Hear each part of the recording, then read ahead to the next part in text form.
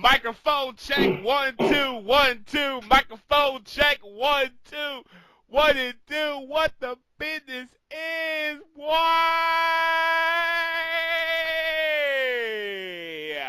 Welcome to. Damn, we haven't done this in a long ass time. It's Welcome been a to long time. an episode to the 2018 episode of the MDX Podcast. I am Maurice Prophet. And I'm Dana Dang. Man, I had to. First of all, it feels fucking good to be able to say fuck, shit, ass, damn, ass crack, booty lick, dick in the ear, fucking. Who says that? Who says that? Man, we just did. Oh my god, man, it feels good to be on some uncut, on some real shit. So, and that's why I had to open it up with the old school raw music. This old school MDX what we doing here tonight, boy. Throwback, a little throwback. Hell yeah, man! What is good with you, brother? Hey, I'm just chilling, just watching my Capitals just beat the Flyers. Oh yeah, well that's hockey, right? That's hockey, yeah. What was the score? 5-3. Oh, they beat that ass. Well, we were down 3-0, and then we came back. So. Oh shit. And y'all beat them? Yes, sir. Yeah, we beat them 5-3. Yeah, we went 5 unanswered. Oh, no, excuse me. 2-0, and then we went up 2-2, and then we went up 3-2, 4-2, 5-2. They scored. Oh shit.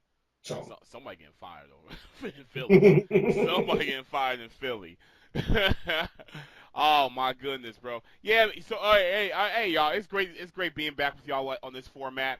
Y'all know normally we do the MDX radio every other Wednesday night and everything. But there was some there wasn't really any like issues or anything like that. There's like some stuff on my end where I may not have been able to make it. It's a whole complicated. Okay, so so as unbelievable as it's gonna sound, my bank account got hacked over the weekend. Really? Yeah. And okay. It's kind of fucked up because I've been going through this series of like these hacks that have been kind of happened to me because somebody hacked into my eBay and in December. Mm-hmm. Bro, like this one. Let me tell you real quick. So a few weeks ago, I went on the eBay because I've not been on eBay since November, like literally. The last thing I got on eBay was some vitamins I was taking, right? Okay. And I wanted to get some more, but I wasn't getting them from Amazon, Amazon Prime. But I couldn't remember what the name of the vitamins were, so I was like, oh, you know what? I know I got them from eBay back in November, so let me just go into like my history, Mm-hmm. And yeah, just like copy and paste the fucking name to it, or whatever, right? And search from Amazon. So I went for it. I found vitamins. I'm like, all right, bet, cool, I'm good, right? And so while I was in there, I was like, oh, I'm just gonna look around, like bullshit a little bit, or whatever. So I saw something in the eBay I kind of had my eye on. And so I put it in my cart, and it gave me a note saying, your account suspended. I'm like, for what? And so I went into my account, and now, like I told you, bro, I have not been in there since November. Right. The entire month of December, somebody hacked into my shit, and they sold a whole bunch of software. And I'm like, what the fuck is all this? It's like Adobe Acrobat it's all this Adobe Acrobat software that somebody was selling. So basically what they were doing, and I call it what they were doing to their scam, they were selling the shit, they got the money from people, but they never sent the software. So right, so there's all this negative ass feedback coming back my way. And now let me tell you, my eBay record is impeccable as a buyer. But right. So I'm like, this ain't me. And eBay talking about you owe $439. $439, fuck you. Right. So I call eBay up and we went back and forth for like 2 weeks for this whole thing about, I'm like, I will comply with y'all. I'll comply with law enforcement. I'll actually comply with law enforcement this time. I'll answer whatever question you want because this was not me. And I'm like, you can look at my history on eBay. My history shows I never sell on eBay. I only buy shit. And you can see in my history, I only buy certain types of things. I don't sell software. So this doesn't even match up with anything that I do on here. So come to find out, they did a lot of digging. Shout out to the people at eBay. They did a lot of digging. They actually found out that my account was hacked by some asshole in California, and they're able to put a stop to it and everything like that and such. So that all got cleared up. They cleared all like what I owe, whatever like that, and all that good shit. And in addition to that, like I told you, my fucking bank account was hacked as well too. I get a phone call Saturday morning from Chase saying that there was a charge, an attempted charge for $190 some on your account in Iowa. I'm like, the fuck? They're like, are you in Iowa? I'm like, no, I'm in Chicago. And right. So they so what happened? They're like, we're gonna have to like issue a new card or whatever. So right now I'm just on a cash only kind of thing right now, and so because that I was unsure, because I haven't got my new card yet in the mail. I wasn't sure if I could do, if I can get the space for tonight for radio. You know what I mean? Oh, okay, yeah. So that's why I was like, you know what? For those of you who don't know, we pay to do MDX radio. Yeah, we paid it. We pay to do. We're letting the cat out the bag. yeah, we pay to do MDX radio. Like Dan gets a month, I get a month. Dan gets a month, I get a month. So. And so like since today was like the 31st or whatever I was gonna do today, but I didn't know if I could do a cash or whatever. So I was like, you know what? I was gonna let them know that we can't make it up there tonight. We can't do the show tonight, and they're cool with it. They're super flexible. Like you can do the show whenever you want. They're really flexible, and I was like, let's use this opportunity to bring back fucking MDX Podcast, the MDX Uncut. Like we haven't done the podcast in I can't remember the last time we did this podcast, bro. Like, bro, it's been a long time. I think it was like back when the fucking Tupac movie came out. Maybe. Like, real talk. It was sometime last year. Yeah. And I'm like, it'll be a nice change of pace. I got a chance to talk to my boy on this type of like, on this vibe to be real. And because y'all know when we do radio, we gotta be family friendly. That's we do. You know what I mean? And so I'm like, let me take advantage of this shit, so this way I can talk my shit and Dan can talk his shit. Yep. So that's why we're here, and we are very happy that y'all joined us. I really want to make this more of a regular thing, man, because I miss this shit. I miss this setup. I always had a nice little situation whenever I come into the guest room, the room you stayed in. It's a nice room. Yeah, I come into the guest room. I put the game on. I got the Bulls game on right now. I'm on the couch. It's a nice little situation going on right now. We gotta get this shit going, more often, bro. We do. We need to. Because when we started MDX Radio, we were going to do MDX Radio every other, and then every off week we were going to do the podcast. Right. But then, that's just, dude, that's a lot. Yeah. That's a lot. You know what? We'll talk about it off air, but I'm sure we can figure out something to do, maybe like 1 month on, 1 month off, something like that. Yeah. Or at least like we do like a once a month podcast. Once a month podcast, yeah. I mean? Because I'm with you on that. Because like, those 7 days go by quick as hell. They do. You know what I'm saying? Like, you're like, damn, it's already Wednesday already? Shit. I know. We can only talk about Kim Kardashian for so many times in a week. Like, nobody cares that you posted nude pictures on Twitter again. Dude, like, okay, so that whole thing, because that happened like a couple days ago, I thought it was some old shit. And then like I read someone say that these are brand new. I'm like, he's doing this again? They're just filters, bro. You got okie doked by the filters.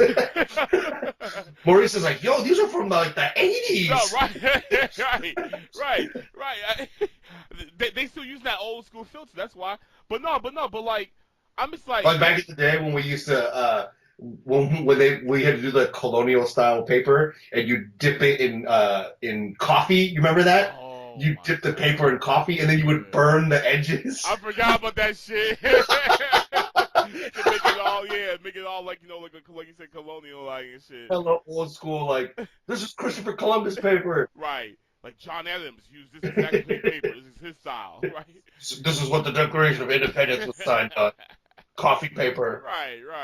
Yeah, no, I saw that shit. And I was like, oh, she's still doing that, but the thing is, the problem with that is like you can't capture lightning in the bottle twice, so she needs to dead that shit. You know what I mean? Like we know you fine. We know you got a big booty. We know you got a big nice body. So it's like, you know what I'm saying? Like, we get it, girl. Damn.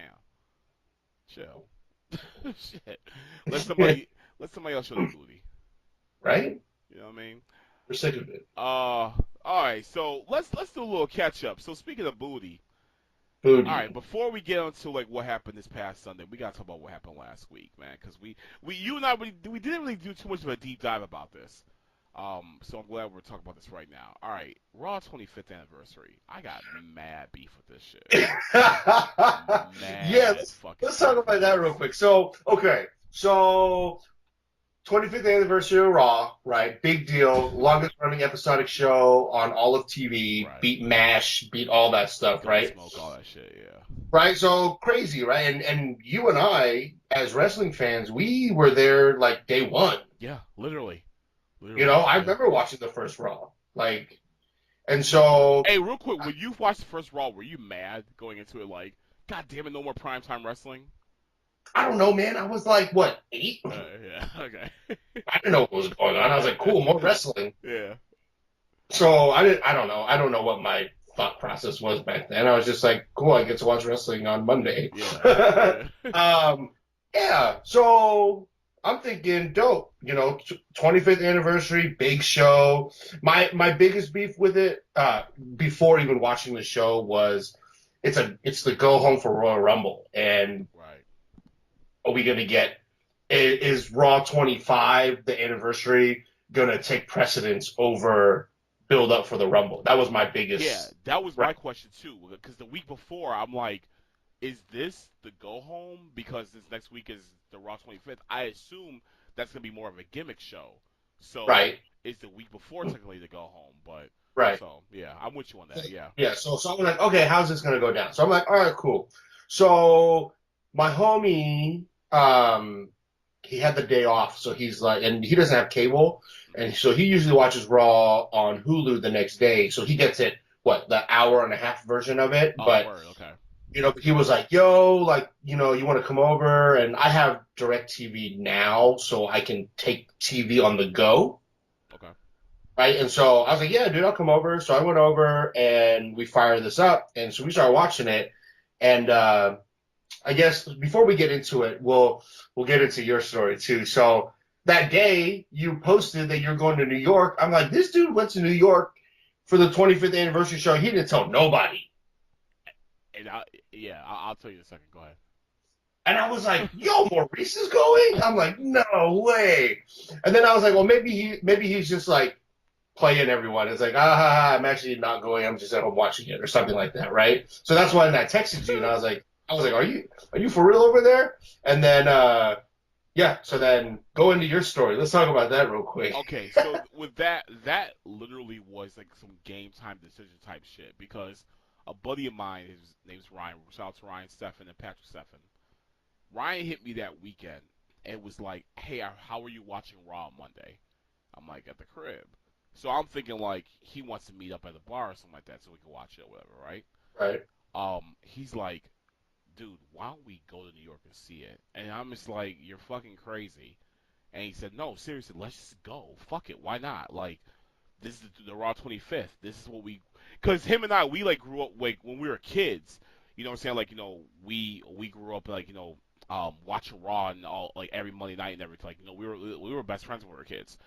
And so he's like, this is our childhood. Why don't we go to it? We're gonna be at the Manhattan Center. Let's do this shit.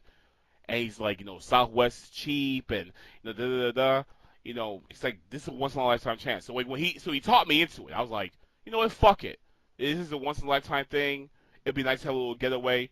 I'm gonna do it. I'm gonna pull that trigger. Right. Fuck it. You know what I mean? Haven't been in New York in many years. It'll be nice to go back. It'll be nice to like, you know, do like a 1-day trip.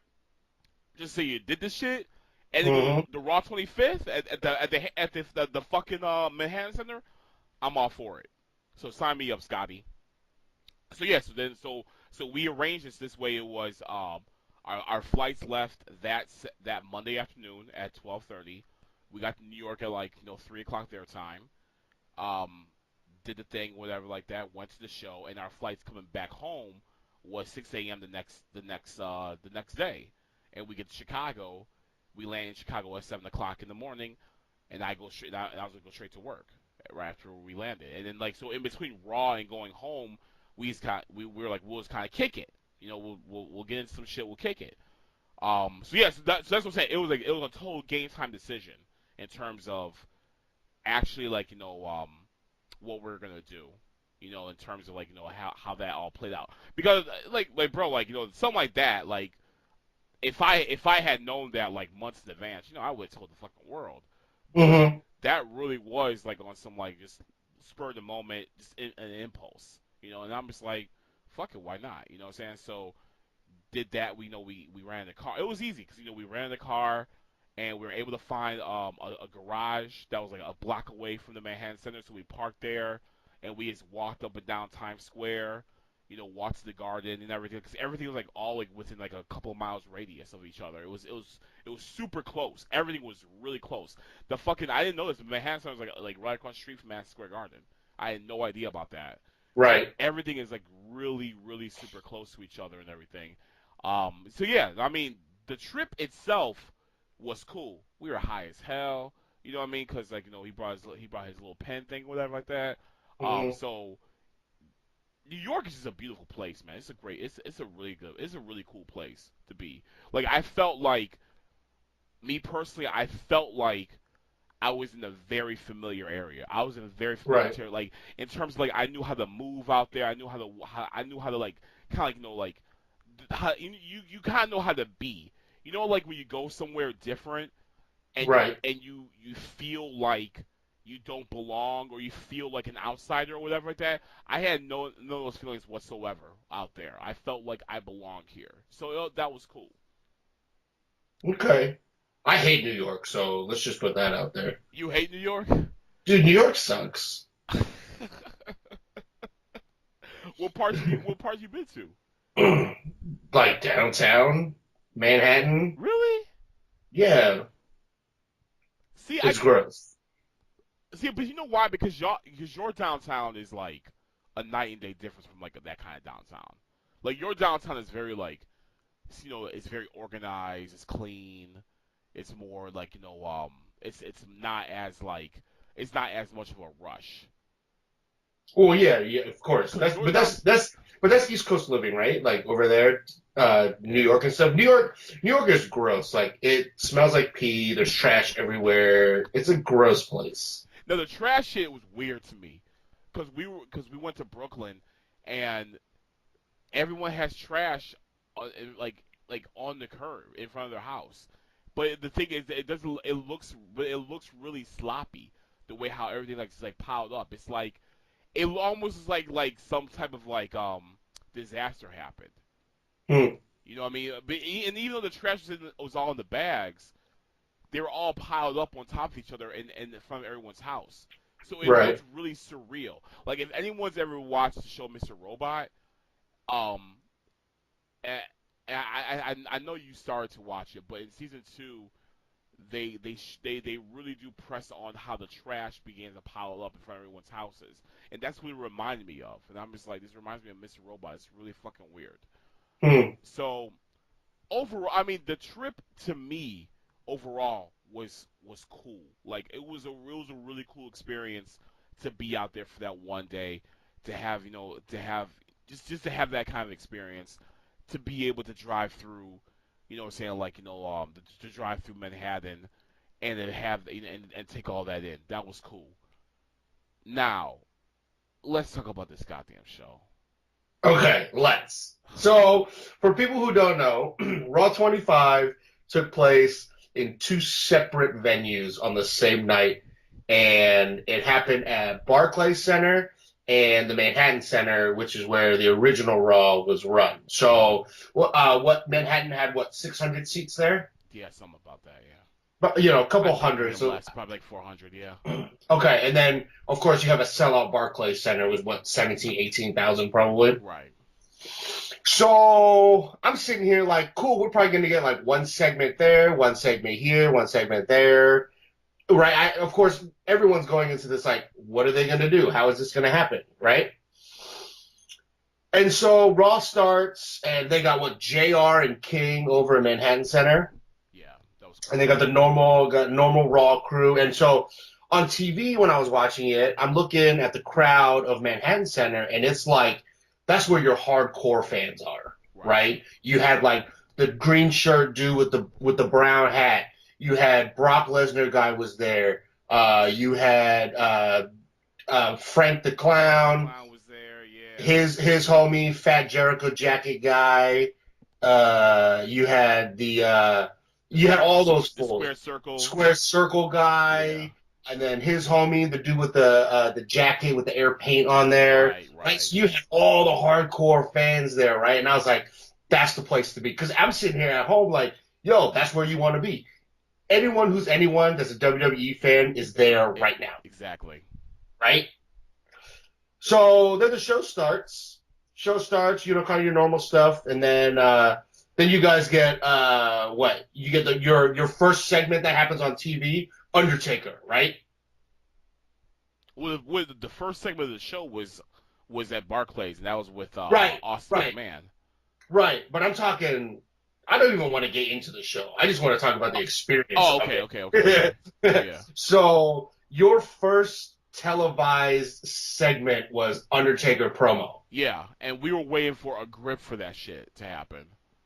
Right, so walk us through that, because from what I heard, there wasn't really much going on at Manhattan Center while things were going on at Barclays. Dude, nothing was happening. That was the problem.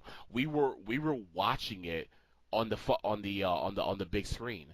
So we were basically doing what everyone else at home was doing. We were watching TV, and after some time, we got a 205 match that I found out later on that wasn't even televised. No, we got a 205 match. So because we were like chanting like, "Give us something, give us something," like we wanted something. You know, we weren't getting anything. We were just watching TV the whole time. So we got this quick 205 match. It was a little something to satiate ourselves. And then Undertaker came out a little bit after that. And, of course, everyone popped hard for that, you know? Yeah, of course. Undertaker. So we were like, my buddy was saying the whole day, he was like, I think tonight's going to be the night when John Cena challenges the Undertaker. And so I'm like, oh, man, that'll be great if that happens, right? So we're waiting. So Undertaker comes out, you know, he cuts his promo and all. And I'm like, I don't know what you're saying in your promo. I don't get why you're saying what you're saying, but I'm just waiting to hear, you know, dun, dun, dun, dun, dun. You know, I'm waiting to hear John Cena, you know, and nothing. And I'm just like, that was it. And the thing is that I go back and I'm like, okay, what was he actually saying? Because it seemed like all he was saying was kind of like nonsense. It sounded like he was going to retire. That's right. And I'm like, this basically was an extension of his speech from last year after WrestleMania. So I'm just like, that was it. So my beef with that was the planning of that was, all right, just give them Undertaker and just go out and say, go out there. You have 2 minutes. You have 3 minutes, and just say whatever. Right. And I mean, there was no payoff at all. Like literally no payoff. So we're like, okay. And then we go back to watching more TV. I'm like, wow, bro. All we got at the Manhattan Center, we got Taker. Okay, so we got Taker. Yeah. We got some 205 bullshit. And in the second 205 match we got, everyone booed the shit out of that match. We booed the fuck out of that. Then we got Bray and Matt Hardy. Yeah, which was terrible. Yeah, which which they could have done so much with, and they did not do anything with at all. We got that match. Apparently Jeff came out, but I guess he came out while you guys were on commercial. Yeah, they didn't show Jeff at all. Right, so they didn't show Jeff at all. Right. Miz came over after he won. Now it was funny because while we were watching the Miz match on TV. I was literally like probably the only one in the entire area that was cheering for Miz, like because I think people like weren't really watching it, But I wanted to watch it. I was like, if we're fucking here and wrestling's on, I'm gonna fucking take in every piece of wrestling I can get. So I will watch the TV. Fuck it, whatever. Right. So I'm watching it. I'm getting hyped for Miz winning. I'm, in the match he wins. I fucking pop for it, and I'm telling you, bro. I'm probably like myself and probably 3 other people are the only people who are actually watching that match, and we all pop hard for the Miz winning. And then probably like a half hour later, Miz comes out. Now, did you see when Miz came out at the MC? No, they didn't show it on TV. Wow. Yeah, see, Miz came over, and he cut a promo. So Miz came out, and then after that, we wait some more, and then that's when we get the DX shit. Okay.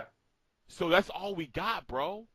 And then and then after everything went off the air, Miz came back out, and then also Seth Rollins came out, and Ric Flair came out, and they all cut promos. So I mean, we got some little bonuses here and there, but the thing is though is that if you put everything together as far as like what we got at the MC, you're probably looking at about out of 100%, 30% of content. I'm not playing with you because we were sitting for a very long time just watching TV.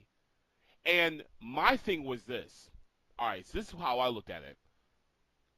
I said the people at the MC obviously are your older fans who are in their 30s and their 40s, right?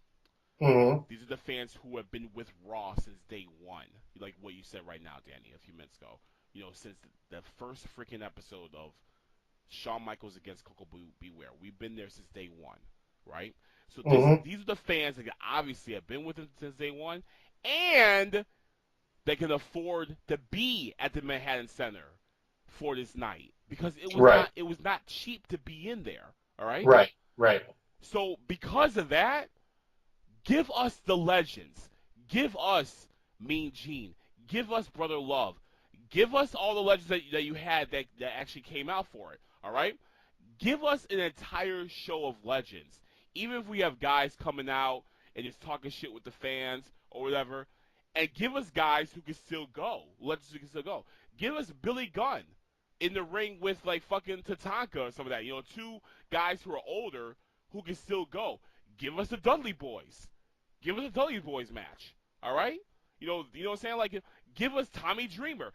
Give us, guys from our era and give us a full show. Because the thing is that we live in a time, we live in an age where we don't have to watch live TV. So what was going on at Barclays? Let that have been the John Cena's. Let that have been the Roman Reigns, the Seth Rollins, the Jason Jordans. Let that have been a regular Raw, a regular go-home Raw at the Barclays Center. Us, the Manhattan Center, we'll check it out on DVR later on. We'll watch it on DVR. We'll watch it on the WWE Network, on the Raw replay section. Right. For the people at Barclays who weren't seeing what was going on at the fucking MC at the Manhattan Center, that'll be on the WWE Network later on tonight or tomorrow. That'll be on the so it'll be for the people at Barclays and it'll be for people at home as well too. You can see it on WWE Network. What the show what happened at the Barclays. Give us 2 completely separate shows, and we will catch up on our own. But instead, you wanted to do WrestleMania 2 style, but even more sloppier, and it was a complete cluster on both ends. Right. It was a failure on both ends, bro. And that's the thing is like you said, it's like, was this a go home show or was it even a go home show? Because it sure didn't really feel like it. It was like they wanted to do both, but they didn't know how to. And what was very confusing about that is if you go back to the go home Raw for Survivor Series of 2010, right? That was the main event was Wade Barrett, John Cena. Yeah, Barrett and Cena for the WWE title. Watch that go home Raw on the WWE Network, bro, because that was an old school Raw, but they did it the right way. They did it the right way where they were able to make the entire show, the entire ambiance of the show, an old school feel to every little detail. Mm-hmm. But they concentrated on selling the pay-per-view that Sunday. They could have done the exact same thing for the 25th anniversary of Raw. And like I said, have all the current wrestlers at the Barclays Center, but give it the old school ambiance. Still give it the red, white, and blue ropes. Still give it the steel barriers. Still give it give the graphics, the old school WWF graphic and everything. Still do that. That's fine. But have the go home show happen at the Barclays, while at the Manhattan Center we're getting basically a tribute show. We will get a 3-hour tribute show of all the old school guys, of all the old school wrestlers, of all the old school promos and all the good shit and everything, and spend some money on it. Fly out Bret Hart, bring out Tatanka, bring out the Head Shrinkers. You know what I mean? Spend some more coin and try your best to get the Steiner brothers to come out. Think about how insane that would have looked to see Rick and Scott Steiner in the middle of the ring wearing the Letterman jackets with the Dudley Boys. That would have been fucking mind-boggling seeing that. So spend that. You act like you ain't got the money. Spend that money and make that happen, because you can make that happen. Because you for damn sure WWE made a whole lot of money that night from the fans. So make that happen. Give us a tribute show and give the Barclays a go-home show. It's not that hard. But instead, we sat there doing the same thing what everyone else at the crib was doing, watching the goddamn TV. Mm-hmm. You know what I mean? And yeah, it was cool getting the chair and everything like that. But damn, you know what I'm saying? This was an opportunity that was heavily missed to really be able to make something that was beyond memorable. And you really did waste an opportunity. That's really fucked up. And maybe they'll learn from it. And bro, you saw on Twitter too. You saw the people that were posting the videos and posting the pictures. They posted Jerry Lawler sleeping and shit like that. That was all real, for real. Motherfuckers were hot. Motherfuckers were heated. You know what I'm saying? So it's like I don't like the concept of WWE's whole thing of like, we know that whatever we do, you guys are gonna buy it. So we can wipe our asses with a linen cloth and write WWE on the side of it, and we know you're gonna buy it. Like, I don't like that type of fucking thinking from them, and I feel that at times WWE kind of like they kind of go in that direction, having that we're bigger than Jesus mentality, and that really does bother me a lot. Mm-hmm. You know what I mean? So I don't know. I mean, that's kind of how I see it, though. But like I said, the experience of being out there and doing it was cool. What we got in return from WWE, I thought was real shitty. For sure. Hmm. You know, so that sucks. But it's cool that you got to say that you were there. Yeah. That was fly. That was real fun. Yeah, but you got to be with your homies and stuff. So I mean, you know, and that was fun too. Like, let me tell you, like afterwards, that was cool because afterwards, we bullshit for a little bit. We went to this bar that was across, down the street or whatever. Went to this bar, got some drinks and everything. Myself and my friend's brother, we were hungry. So we're gonna get something to eat. But my boy, he was gonna meet up with a friend of his. Okay. So we went back to, because like the Manhattan Center is right next to this hotel, and the hotel had a 24-hour diner. So we went to that diner to eat, and a whole bunch of all like the wrestling fans were in there. Like you said, like Brock Lesnar guy was in there, fucking Square Circle guy was in there, and everything. And even Scott Hall was there, X-Pac was there. Oh, cool. Yeah, Lawler and King were in there, and Regal were all in there. So that was pretty cool, like being like in the same room with them and seeing them from afar and everything. That was pretty cool seeing that. So we went there, we ate, and then we kind of we just hung out in the lobby of the hotel, just kind of bullshitting and whatever. And then my other boy, he came back with his friend. It was some chick that he knew, and we took her home. So we took her. She lived in Brooklyn, so we took her to the crib, and we just kind of hung out at her spot for like an hour or whatever like that. You know what I'm saying? And then by that time it was 4 a.m. It was 3:30. So we're like, okay, let's head back to the airport. We got to the airport about 4 o'clock in the morning. And now that was crazy because when we're getting to the airport, we we dropped the car off at the rental car place, but we had to take a shuttle to the airport, right? Mm-hmm. So when we did that, we were riding the same shuttle with Elias and the Revival. Oh, cool. Super fucking random, bro. For real, you know what I'm saying? I was like, holy shit, it's Elias and the Revival. What the hell? You know what I'm saying? So that was pretty cool. So we rode the shuttle with them to the airport and everything. And then, yeah, and then we just got ready to go on our 6 a.m. flight to go back home and everything. So that's what I'm saying. Like, it was fun just to kick it. It was a cool way to kick right. it. You know what I mean? But yeah. So I mean, so that's Raw 25th. That's in the books. Yeah, there was a lot there was a lot of errors, but it is what it is. All right, so let's move on. We go from Raw 25th to 6 days later. We get to the Royal Rumble. So the Royal Rumble, I totally forgot that they be doing the big four, pretty big. With NXT. Oh shit! NXT. Yeah, you're right. Takeover was the night before. Yeah. Takeover was much better than I thought it was gonna be. Cause I was going into that Takeover like, But how are you going into that as I wasn't like, I don't know, maybe because I wasn't like who he faced Gargano. Johnny Gargano? Yeah. I'm just I I guess because I underestimate him a lot. I forget how exciting he is to watch. Clearly, yeah, if you're just about him and CN almost fighting each other. I fucks with Almas a lot. I do. I like him, but I like I said, I forget how good Gargano is. So going into that into Takeover, I was like, all right, we'll see about this.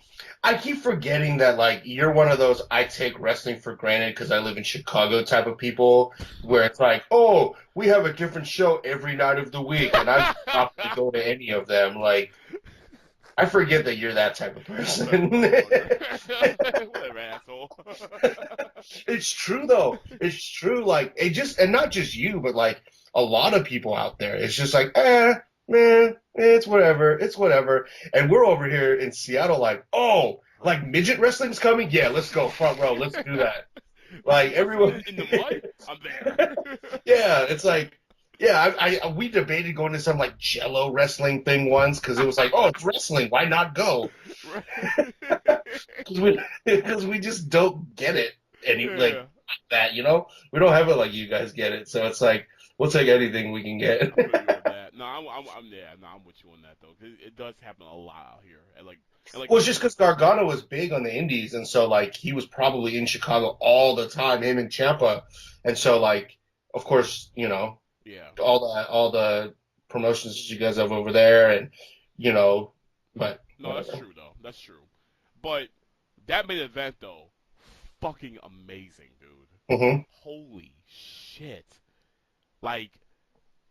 Did you were out though, right? Weren't you out? I was out with Defy, so I didn't watch it live. Okay, so you watched it I watched it right when I got home. We got home, okay. Yeah, so when I text you and shit, I didn't hear back from you. I was like, is this motherfucker not watching it? And I saw your post. I'm like, oh, he out with his boys, okay. But man, that was fire though. That was super fire, man. That match was good. What was Ember Moon? Her match was okay. I don't like her. Huh? I don't like her. You don't? Nope. You know what? The thing is with Ember. She sucks. I don't think she sucks. I think she was better when she was chasing. She's just so bland. Like she has a character that doesn't fit her. I feel like. Like, what are you? What are you supposed to be? Are you like a vampire? Are you a dragon? Are you like some mystic warrior? See, that's what I was thinking, like some kind of like mystic fucking warrior, some type of like magical power shit or whatever. because of Like, the is this eyes, the name, and shit yeah? like that. You know what I'm Like, is this Twilight? Is this 50 Shades of Grey? Like what? saying? Yeah. Like what? Like what are we trying to get at here? Yeah. I think she's just boring. And it's like she Ember Moon, right? She has these crazy eyes from Dallas, Texas. What? Yeah. Yeah. She needs the parts unknown. What? She definitely. That's like that'd be like this is the Undertaker from Roanoke, from Virginia. Nashville, Tennessee. Like Right. who says that? Right. Right, so she's supposed to be some mythic creature from Dallas, Texas. All right. Right. Going to a Whataburger and shit. You know what I'm saying? Right. But Trained by Booker T. yeah.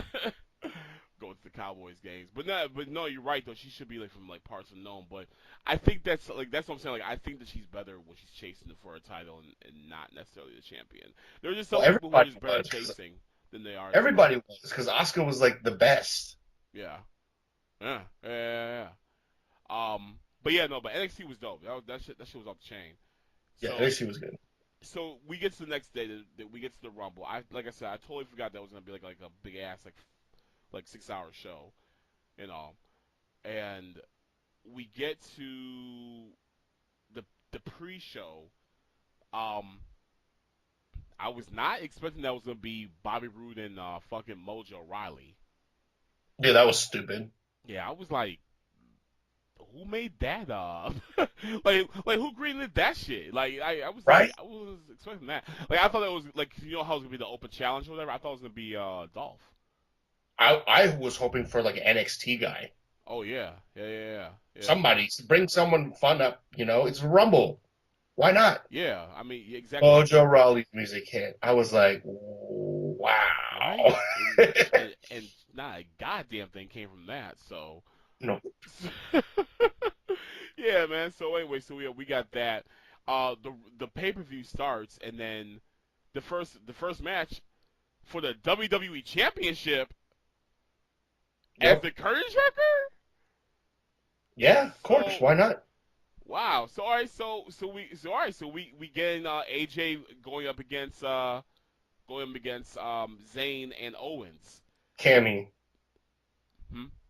Cammy. Yeah, that's what he called them. That's what AJ Styles called them. Oh, yeah, you're Cammy. Right. Cammy. Yeah, you're right. Yeah, going up against Cammy. So, to be honest, I don't really remember too much about this match. I just know AJ won. The concept of the match was stupid. Let's put it that way.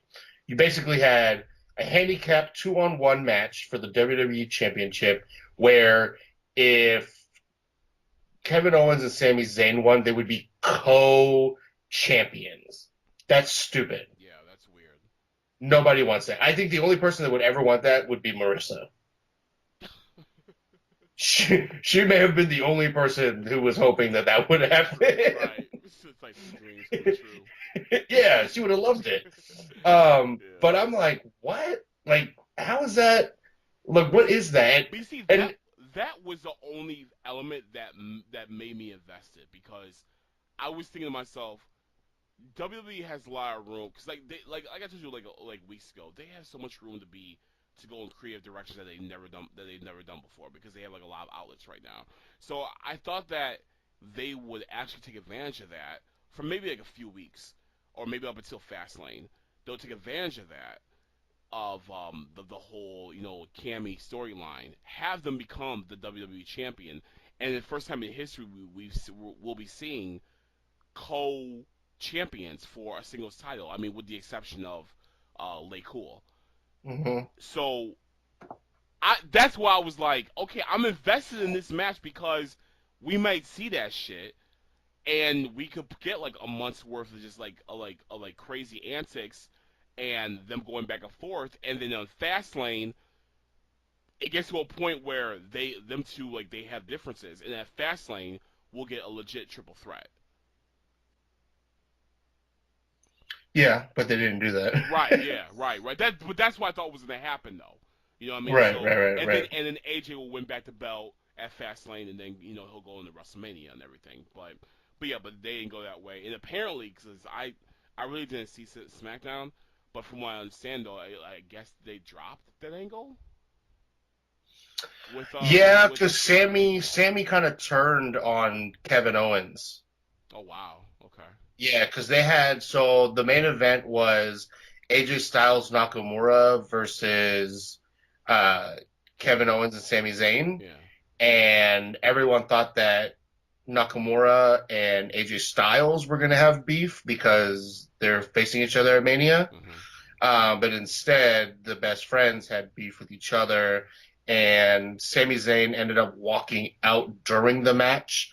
And then he cut a promo. Well, he had a backstage interview after and was like, because I don't remember what happened, but he either came back and won, I think, and then he went backstage and was like, yeah, everyone's going to remember me because I'm going to become the champion and all this stuff.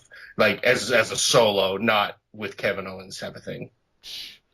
Well, let me tell you something. Sami Zayn being paired up with KO was probably like the best boost he's had in his WWE career so far. That's true. Yeah, I don't like him.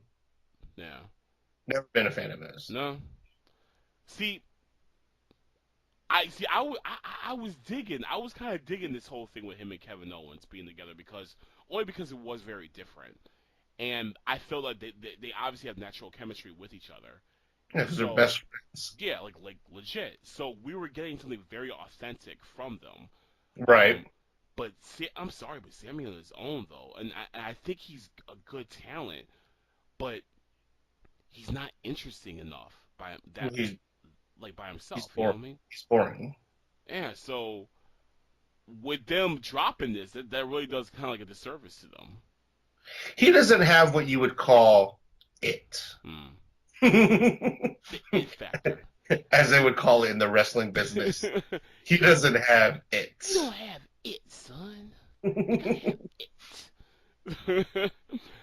Yeah, so I mean, so if they did that, then that really sucks for Sammy. Unless they got something in the chamber. That's gonna be. Unless they keep him heel and turn Kevin Owens face. But he's an annoying heel, so I don't really like it. Oh man, I don't like KO face, so I don't want to see that. Yeah, that'd be interesting too. Cause KO, he's just like naturally a heel. Like, yeah, he can't be anything else. I feel, but I don't know. We'll see with that. I mean, but you might be right though. They might be setting up for KO and Zayn at Mania. This is like a dream. This will be a dreamer there. That's what people have been wanting for a while. Yeah. Yeah. I feel like Mania is going to give us a lot of dream matches this year. Oh yeah, this is definitely Mania is definitely going to be for the fanboys. This is going to be for the fanboys. Mania. It's not going to be for the traditionalists at all. At all. All right, so we get that. We get the next is the Usos. They went up against Chad Gable and Shelton Benjamin. 2 out of 3 falls match. I didn't even know the 2 out of 3 falls match because when they got that first fall, I was like, thank God, God damn, the match is long as hell. And they're like, the winner of the first fall, damn, shit. But when's the last time you've seen a clean sweep in the 2 out of 3 falls? Very true, very true. That took me by surprise. I was like, yo, they actually won in 2 falls. Yeah, very true. Because you never see that. It's always, it's always pin, really fast rebuttal pin, and then a longer third pin. Yeah, that third act is always like the actual match. Yeah. So yeah, no, that was cool seeing that shit. Dog, okay, here's my thing, right? Here's my beef real quick. Now I fuck with the Usos, right? Yep. I like them. Do you like them? I do, yes. Bro, is it me or is it like because I saw them cut a promo on SmackDown last night. Are they just smearing this shit way too thick? The whole the whole hood mentality, the whole gangster image, the whole vibe. Like, we know that that y'all from the hood. We know that y'all grew up like in y'all, not saying you were rich because of your daddy, but we know that your upbringing was kind of tough. Like you gotta be a tough motherfucker to come up in the area that you came up in. That's understood.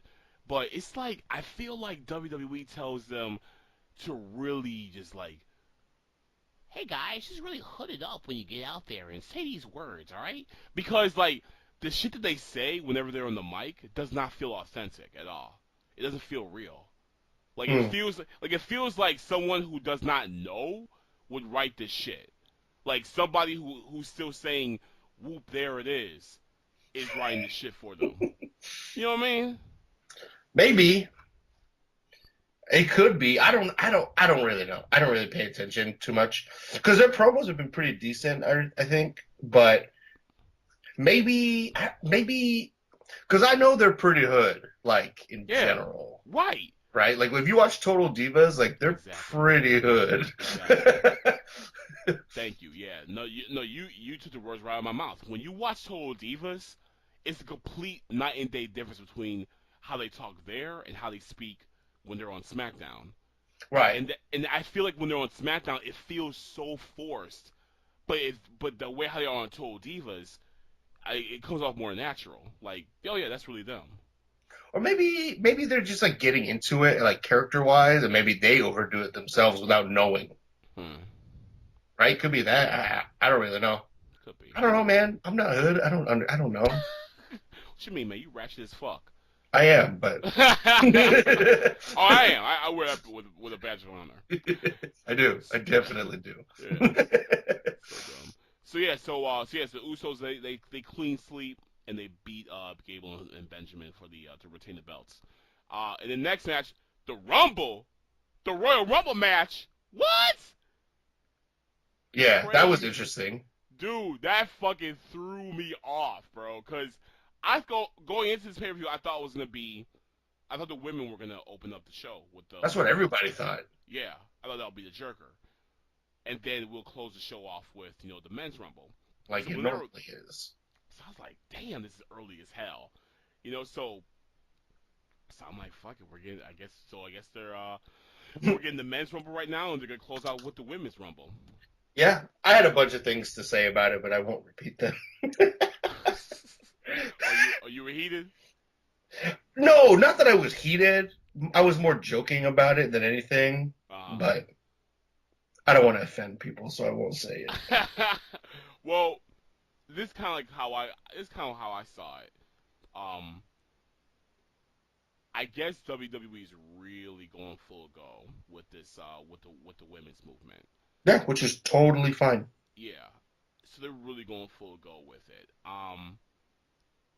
And it does look good, like when you're able to say, we had the first ever all women's Royal Rumble, and they actually closed the show. And we'll get to that in a second, like why the real reason why they closed the show, which I have a little bit of beef with. Oh, I have a lot of beef with that. Oh yeah, we're good. Which is why I love that we're doing the podcast tonight and not the radio show. Right. I know where you're coming from. Oh my goodness. Continue. Oh man, yeah, that was interesting. So they really are going full go with the with the women's movement. And I mean, it does a lot for the imagery of WWE as well. So right. I can't blame them as far as like why they went about this way. Like, at first, I was like, oh, what the fuck? But then I thought, I'm like, okay, I get it. And we've had Royal Rumbles in the past, pay-per-views in the past, where the Rumble did not close the show. So it's not anything too brand new. So it's cool though. For me, it was, okay, if they're not doing the Women's Rumble now, that means it's closing and they better do something big. Mm-hmm. That was my thing. Yeah, exactly. And they delivered for the most part, but we'll get to that in a second. So, excuse me, sorry, I had to get some water. So, Men's Rumble was cool. It went about an hour 5. The surprises I remember off the top of my head were Hurricane Helms. That was really cool seeing that. I had no clue about that. Yep. And Rey Mysterio. That was awesome. And then CN and Adam Cole. Yes! Dude. Alma's coming out, fucking marked for that. I'm like, dude, hell yeah, man. You had like the fucking match of your career. the night before, now you about to go in the Rumble and fuck it up. Nice, I'm with that shit. And he was in there for a while. He was in there for a while. He was in there for a grip. Yep. So I'm like, man, I ain't mad at you. Okay. Yeah, he was doing that double duty, and yeah, like you said, Adam Cole was in there as well too. I thought it was funny. I thought it was kind of funny when Sami Zayn took over Ty Dillinger's spot. That was pretty funny. That was funny seeing that shit. So technically, Ty Dillinger is still in the Rumble. He's got that Kurt Hawkins spot going on. So we get through the whole thing. Now I gotta tell you now the last or like when it came out to like the final 6 or so. The final 6 was great. That was awesome. Dude, that had to be like the best ending to a Rumble I've seen in a long time. Well, because the final 6 you had what? You had Orton, Cena, Reigns. Right. And then no. Orton, Cena, Ray, right? Yeah, Ray on one side, and then you had Orton, Cena, Ray, and then you had Reigns, Balor, Nakamura. Exactly. So you had old school, new school, pretty much. That was cool as hell, man. Yeah, I forgot Ray was in the final 6. Yeah, that was hard as hell, man. Just it was cool just seeing. I don't know what it was, but seeing Rey Mysterio with Randy Orton and John Cena, just seeing them 3 together, that was badass. Seeing them 3 together like that. That was cool. You know what was cool about that is that even the younger folks, they can still relate to that because they probably started watching when Ray was on his way out. Exactly. So right. So it's still their era technically. Yeah. So right, exactly. So to the younger folks watching that was like the equivalent of like when you and I were like younger and we're seeing like Hulk Hogan on the screen and shit. You know, Hogan, Mr. Perfect, and fucking like Ted DiBiase on the screen or something like that. You know what I'm saying? Right, and it would have been them, and then it would have been like Shawn Michaels, Razor Ramon, Bret Hart. Yeah, exactly, absolutely, yeah. So that was cool. You're right about that. But dude, that final 6 was amazing. Final 6. Yep, final 6 was amazing. Then we got to the 3, or final 4, because Ray got eliminated, and then Balor got eliminated.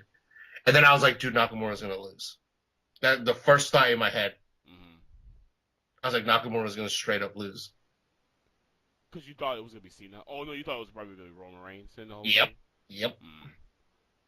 See, because the final 3 was Roman Reigns, Nakamura, and Cena, right? Uh-huh. Yeah. And then Nakamura eliminated Cena because Cena went outside. Yeah. And then he eliminated Cena, and I was like, all right, I'm good there. And then when Reigns hit him with the spear, I was like, oh boy, here we go. Wait, but hold on, but Cena, he eliminated Balor, right? Yes. Okay, gotcha. Now, there was a piece of me that wanted to see Reigns win, only because I wanted to see everybody just fucking have a meltdown. I just want to see everybody have a fucking meltdown online, man. That was the only reason why I was like, I kind of want to see Reigns winning because I just want to see what the aftermath would be like. But bro, the back and forth with Nakamura and Reigns though, that was everything. That seriously was everything, man. So we got something really special within that ending though. And then we see Nakamura take the whole thing. That was awesome. That was really awesome. He was in the ring for over 45 minutes or so. So I mean, and then he calls out AJ Styles at WrestleMania. Yeah. So and we're gonna get to see that live. So it's crazy because Balor was in there. Balor was in there for the entire thing, like for he was number 2. Yeah, and then Nakamura was like second longest. So I mean, they really went the distance. And you're right, yeah. Then he immediately calls out AJ Styles. So we're gonna get AJ and Nakamura at WrestleMania. I'll ask that question a little bit later. So we're gonna get that match as of right now, and hopefully that's the match that we're gonna get at WrestleMania. as well. All right, so after the Rumble, we get Cesaro and Sheamus going up against Rollins and Jason Jordan. Dude, this was like a total like bathroom break, beer break, fucking take a nap match. Because everybody was drained after the Rumble. Oh everybody was. Dude, following a Rumble sucks. Yeah. I mean, this really was. You're checking your phone. You're on Facebook. You know what I'm saying? Like nobody was paying attention. Even in the fucking arena, nobody was paying attention to this match. Right. And what's crazy was that it was a championship match. It was a championship match where the titles changed hands. So Cesaro and Sheamus, they won back the tag team championship belts. Next, after that, now we get the Universal Championship triple threat. Brock Lesnar going up against Kane and Braun Strowman. Once again, bro, this was another match. I knew going into this Brock Lesnar would win this. I wasn't really too because I really wasn't too. I didn't think this would be the match where Brock will lose the belt. So I wasn't too like sold on the fact that Kane and Braun were going to be that much of a threat. Even though Braun is a threat for that belt, because Braun is a strong motherfucker. But it wasn't going to be at the Rumble, though. And that's what we got. Well, Kane was only there to eat the pin like he did. Absolutely, exactly. But, yeah, I think I forgot that whole match. Yeah. The only thing I remember, I like that is in my mind from that match is because of a meme video where I'm pretty sure you saw it, where Strowman, he gave Brock Lesnar kind of like a real stiff knee. Oh yeah. And then Brock gave him a receipt. So yep. Yeah, that's the only thing that's like in my head about that match. It was just like literally just that one thing. Yep. And then we get the women's rumble, 30 women over the top rope women's rumble, Royal Rumble. Really cool names, man. This one was like a nostalgia trip, like a motherfucker, bro. This was fun to watch. This was a lot of fun to watch, man. It started off with Sasha Banks and Becky Lynch being number 1 and 2. Then we went down the line. Lita came out at like number 5. That was really dope seeing Lita come out. And were you also holding your breath when she did her moonsault? Yeah, because it was terrible. I have a lot of things to say about the women's rumble, so continue. You know what? You want to take it over? Oh no, not really. Okay, all right. I'll just get the general. Like Lita came out, man. My baby Dana Brooke came out. It was cool seeing her. She's cute. She's so super cute. Sure. Tori Wilson was badass seeing Tori Wilson come out. She still looks like $1 million fucking dollars, dude. Dude, what the fuck? Was she like frozen for the last 10 years? Damn. Should I follow her on Instagram? Huh? You don't follow her on Instagram? Nah. She on IG. All she does is work out. Oh, word? Yeah. They said she's like a fitness model, right? Yeah, like every post she has is all like workout stuff. Wow, okay. She's kind of annoying on Instagram though. Like the videos that she posts, yeah. It's like she's not one of those like, oh, I'm always at the gym type of people, but like just the way she talks and stuff, I'm like, yeah, I'm kind of over this. Like Motivation Monday, everybody. Oh no, not even that. Like all of her posts, all of her video posts start with this. Okay, you guys, every single one of them. Okay, you guys, and I'm like, all right, I'm done. Can't do this. I'm just mute. Right. Just don't say anything. Yeah. Oh man. But yeah. Dude, Molly fucking Holly, bro. Yep. Molly Holly, and dude, wait, but she was in that motherfucker like she wanted to win that motherfucker too, bro. Yeah, she was. Like she was throwing elbows and shit. I'm like, Molly out there killing it. Molly out there killing it, G. Oh my God, fucking Michelle McCool came out. Michelle, she looked like she ain't lost no step. It looked like 2006 all over again with her being out there. Vicky Guerrero, bro, man, hearing that, excuse me, man, it's crazy because like I just remember how like after a while that shit got very annoying to me, and I'm like, oh God, I'm just gonna block her out forever now. But hearing that, excuse Vicky! I was like, oh, hell yeah, Vicky, what is good, baby? What is good? Oh, my God. It's like, that shit takes you back, bro. I could have done without Kelly Kelly. Everyone can do that. I could have done without that. I heard that holler. I'm like, I started thinking about them old ass. Remember the ECW on Sci-Fi? Yes. That's what I started thinking about. Her trash ass. Oh man, Baby Nia Jax came out. She's so damn hot. And then the fucking Bellas came out towards the end. I'm like, God damn. So the rumors are true. And then number 30, you got that giggle with that wiggle. Trish motherfucking Stratus, boy. This is what I'm saying. The women's Royal Rumble was lit. Like when it came to like the nostalgia, bro. So that's what I'm saying. Like, they held it down, and I think that the last four was Bella's, Asuka, and Trish. Yes. Okay. I know Sasha Banks was in there for a long ass time, for like damn near the whole time. Yeah, she was in there for a while. Oh wait. Oh, was Sasha Banks Final Four? I don't think she was fine. Oh, maybe Trish got eliminated and then she was in it. Maybe. Okay. Let's go with that. Yeah, it's something like that. And then we saw Nikki. She eliminated Brie. Yep. Well, I wasn't mad at that. Every woman for herself. And final two was Asuka and Nikki, right? Yep. And that annoyed me. I'm just like, why it has to be Nikki the final two? Why Nikki? Why couldn't it have been Asuka and like Sasha Banks? You know what I'm saying? Or whatever. But anyway, yeah, Asuka wins the women's rumble. It's lit. Before we get into it, what happens after? So So this was my thing with the women's rumble up until that point. You're talking nostalgia. I get it. That's great. But here's the thing. Like, when was the last time any of those people were in a ring?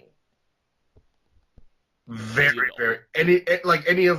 When was the last time you think Trish was in a ring? Or Molly Holly? Or Michelle McCool? Or Lita?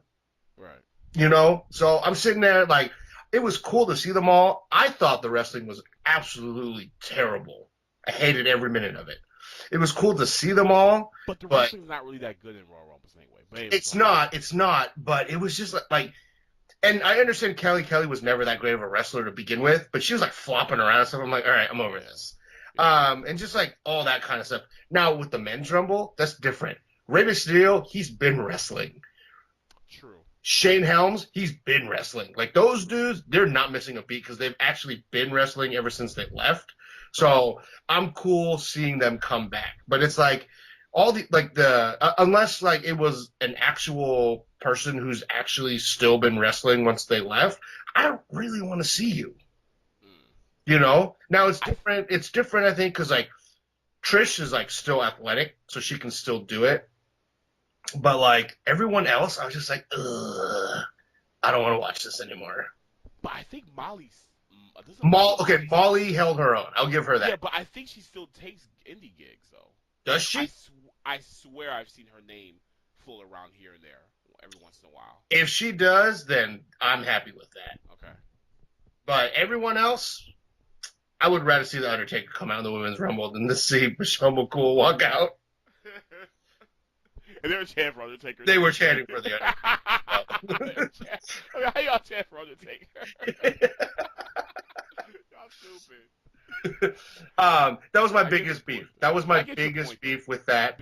Because it's real quick. I get your point because it's like any one of them, like Tori Wilson, fucking Michelle McCool, and all them. Like you could be athletic. You could be still hitting the gym hard every day, going 2 a days. You're eating your kale salads every day and shit like that. I get that. Like you are athletic, but it's one thing to be still athletic, but it's one thing to still be wrestling. Right. So I get you on that though. And like you said, like Rey Mysterio, he's still kicking ass. And same with Shane Helms. So I'm with you. And by the way, real quick, Rey Mysterio looks like a fucking $1 million. He needs to get off the juice is what he needs to do. But did he not look like old school WCW Rey Mysterio? Yeah, like, when he was on the juice. Yeah. Like, that dude needs to skip like 8 cycles and just kind of come back to earth for a minute. He don't want to be fat again like the last time. Remember we were fat a couple years ago? No, yeah, I remember that, but he's scared about that. That's gonna catch up to you one day. Yeah, sadly. All right, so go ahead, brother. All right, so Asuka wins the Rumble. Everyone's happy because now we're like, yo, Nakamura won the Rumble. Asuka wins the Women's Rumble. She's about to call someone out. I have 3 bays in the ring right now. I got Asuka, I got Charlotte, and I got Alexa Bliss. I'm like, yo, life is great. She's about to call one of these girls out, and then she's going to beat one of them at WrestleMania, and I'm going to be okay with that. I really was interested in like what you were thinking at that moment, because I'm like, I know Danny fucks with all 3, so I wonder how happy he is right now. But go ahead. I've come to the realization that I understand that Alexa Bliss is eventually going to lose the title, which is fine. And if she loses it to Asuka, I'm okay with that. Yeah. There's a whole gang of other people that I would be really upset if she lost to, but Asuka's not one of those people. Yeah. Right? So she's in the ring, she's doing her thing, she's about to call someone out, and then I don't even want to talk about it. And then whatever song that is, I don't know the name of it, but it's like a famous song. Oh, it's so old, dude. Whatever song that is. Yeah. The crowd goes wild. They pan over. I see the freaking red, the yellow, the white, and I'm like, no. And freaking Ronda Rousey walks out wearing Roddy Piper's jacket. With a shirt that says Rousey in Roddy Piper's freaking font. And I literally was at my friend's house screaming at the TV.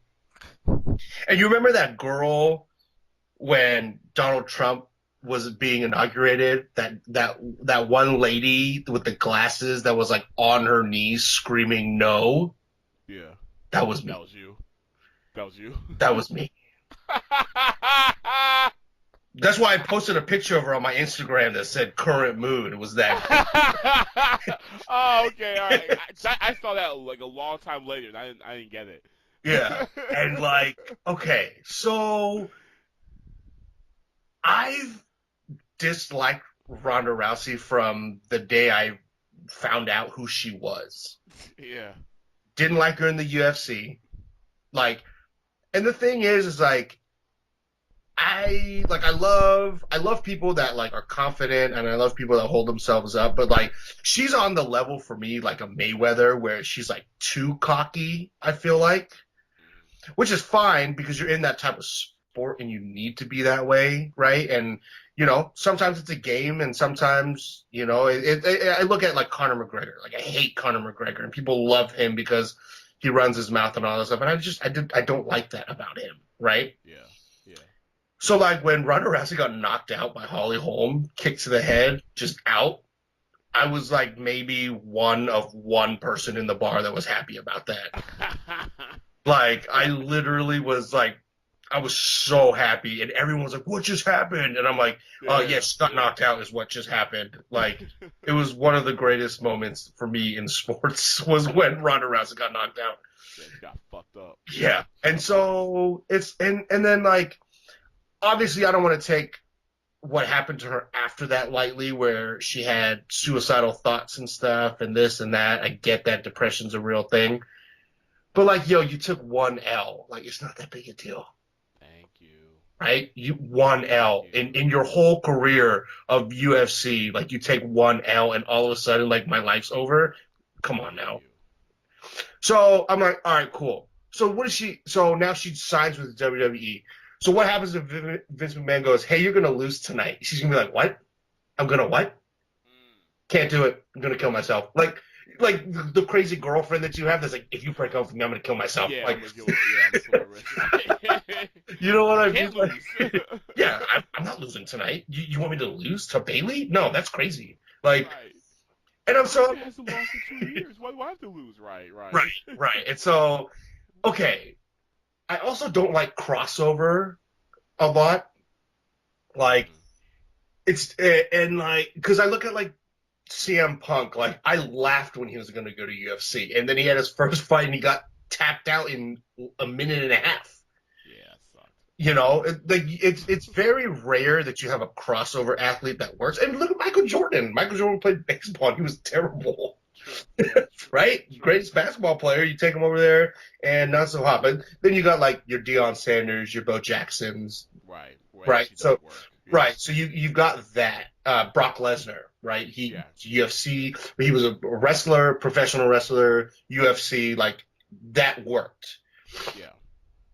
I don't know if she's going to be able to do this. Now, granted, we haven't seen her do anything. We don't know what she's like. Of course, she's in the shape to do it, right? Because you got to be a whole different beast to become a professional wrestler, right?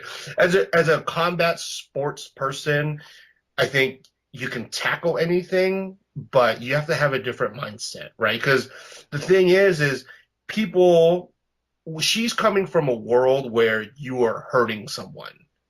That's how you win. In the world she's in now, you're in a world where someone is putting their safety in your hands and you have to make it look like you're hurting them.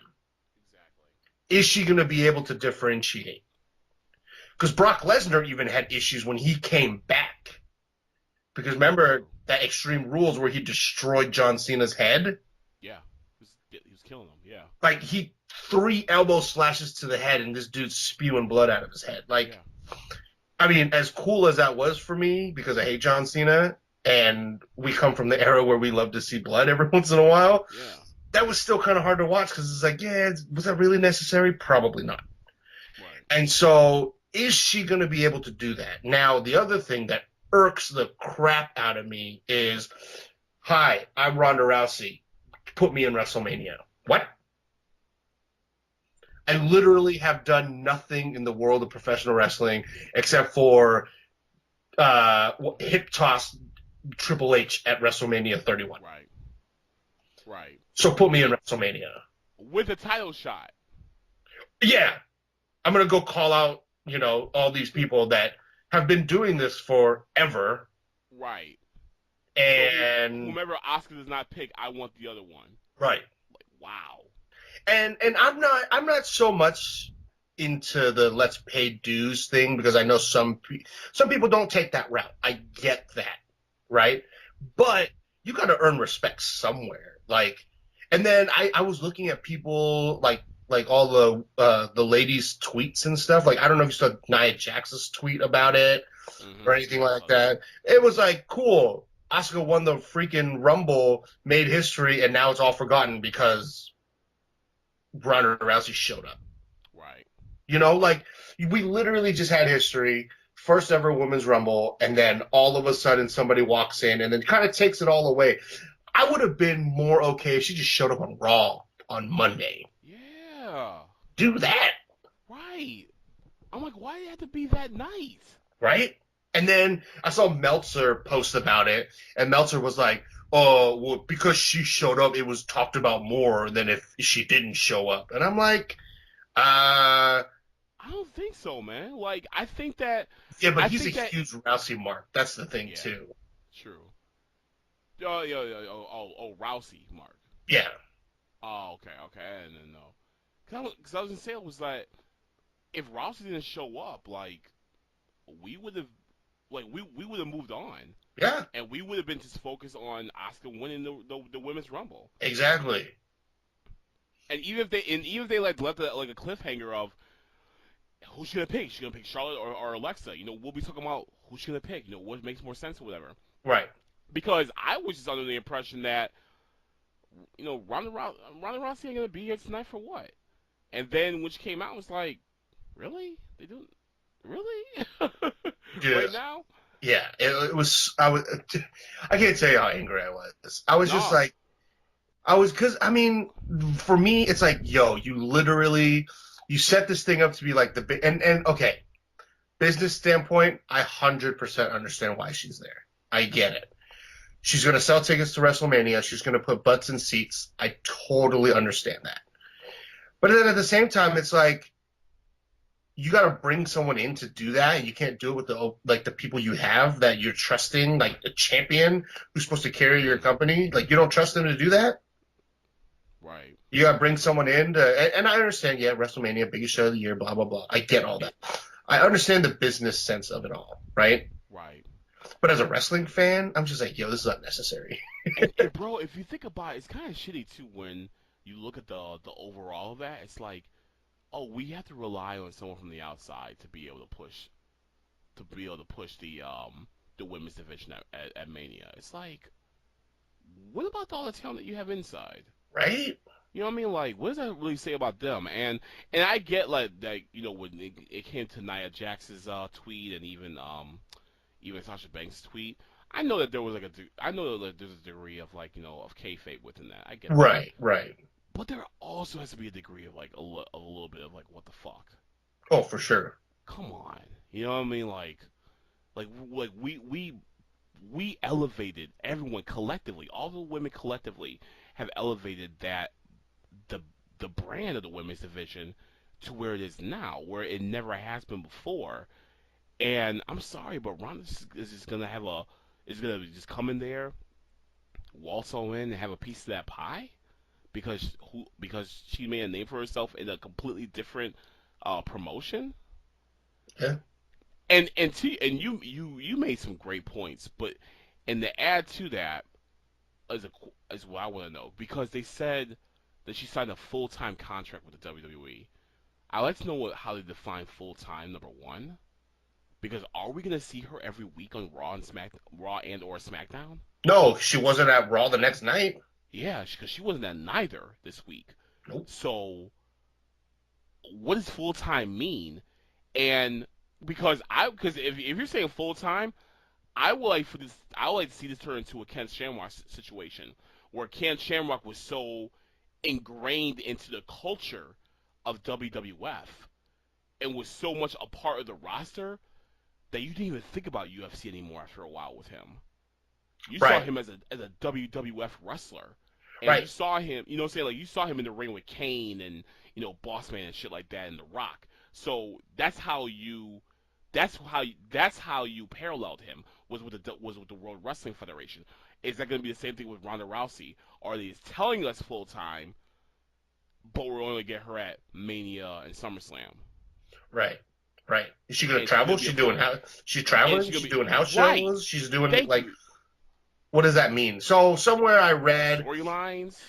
Somewhere I read she's supposed to be semi-traveling and doing ambassador, 200 shows or something like that. So not working every night type of ordeal.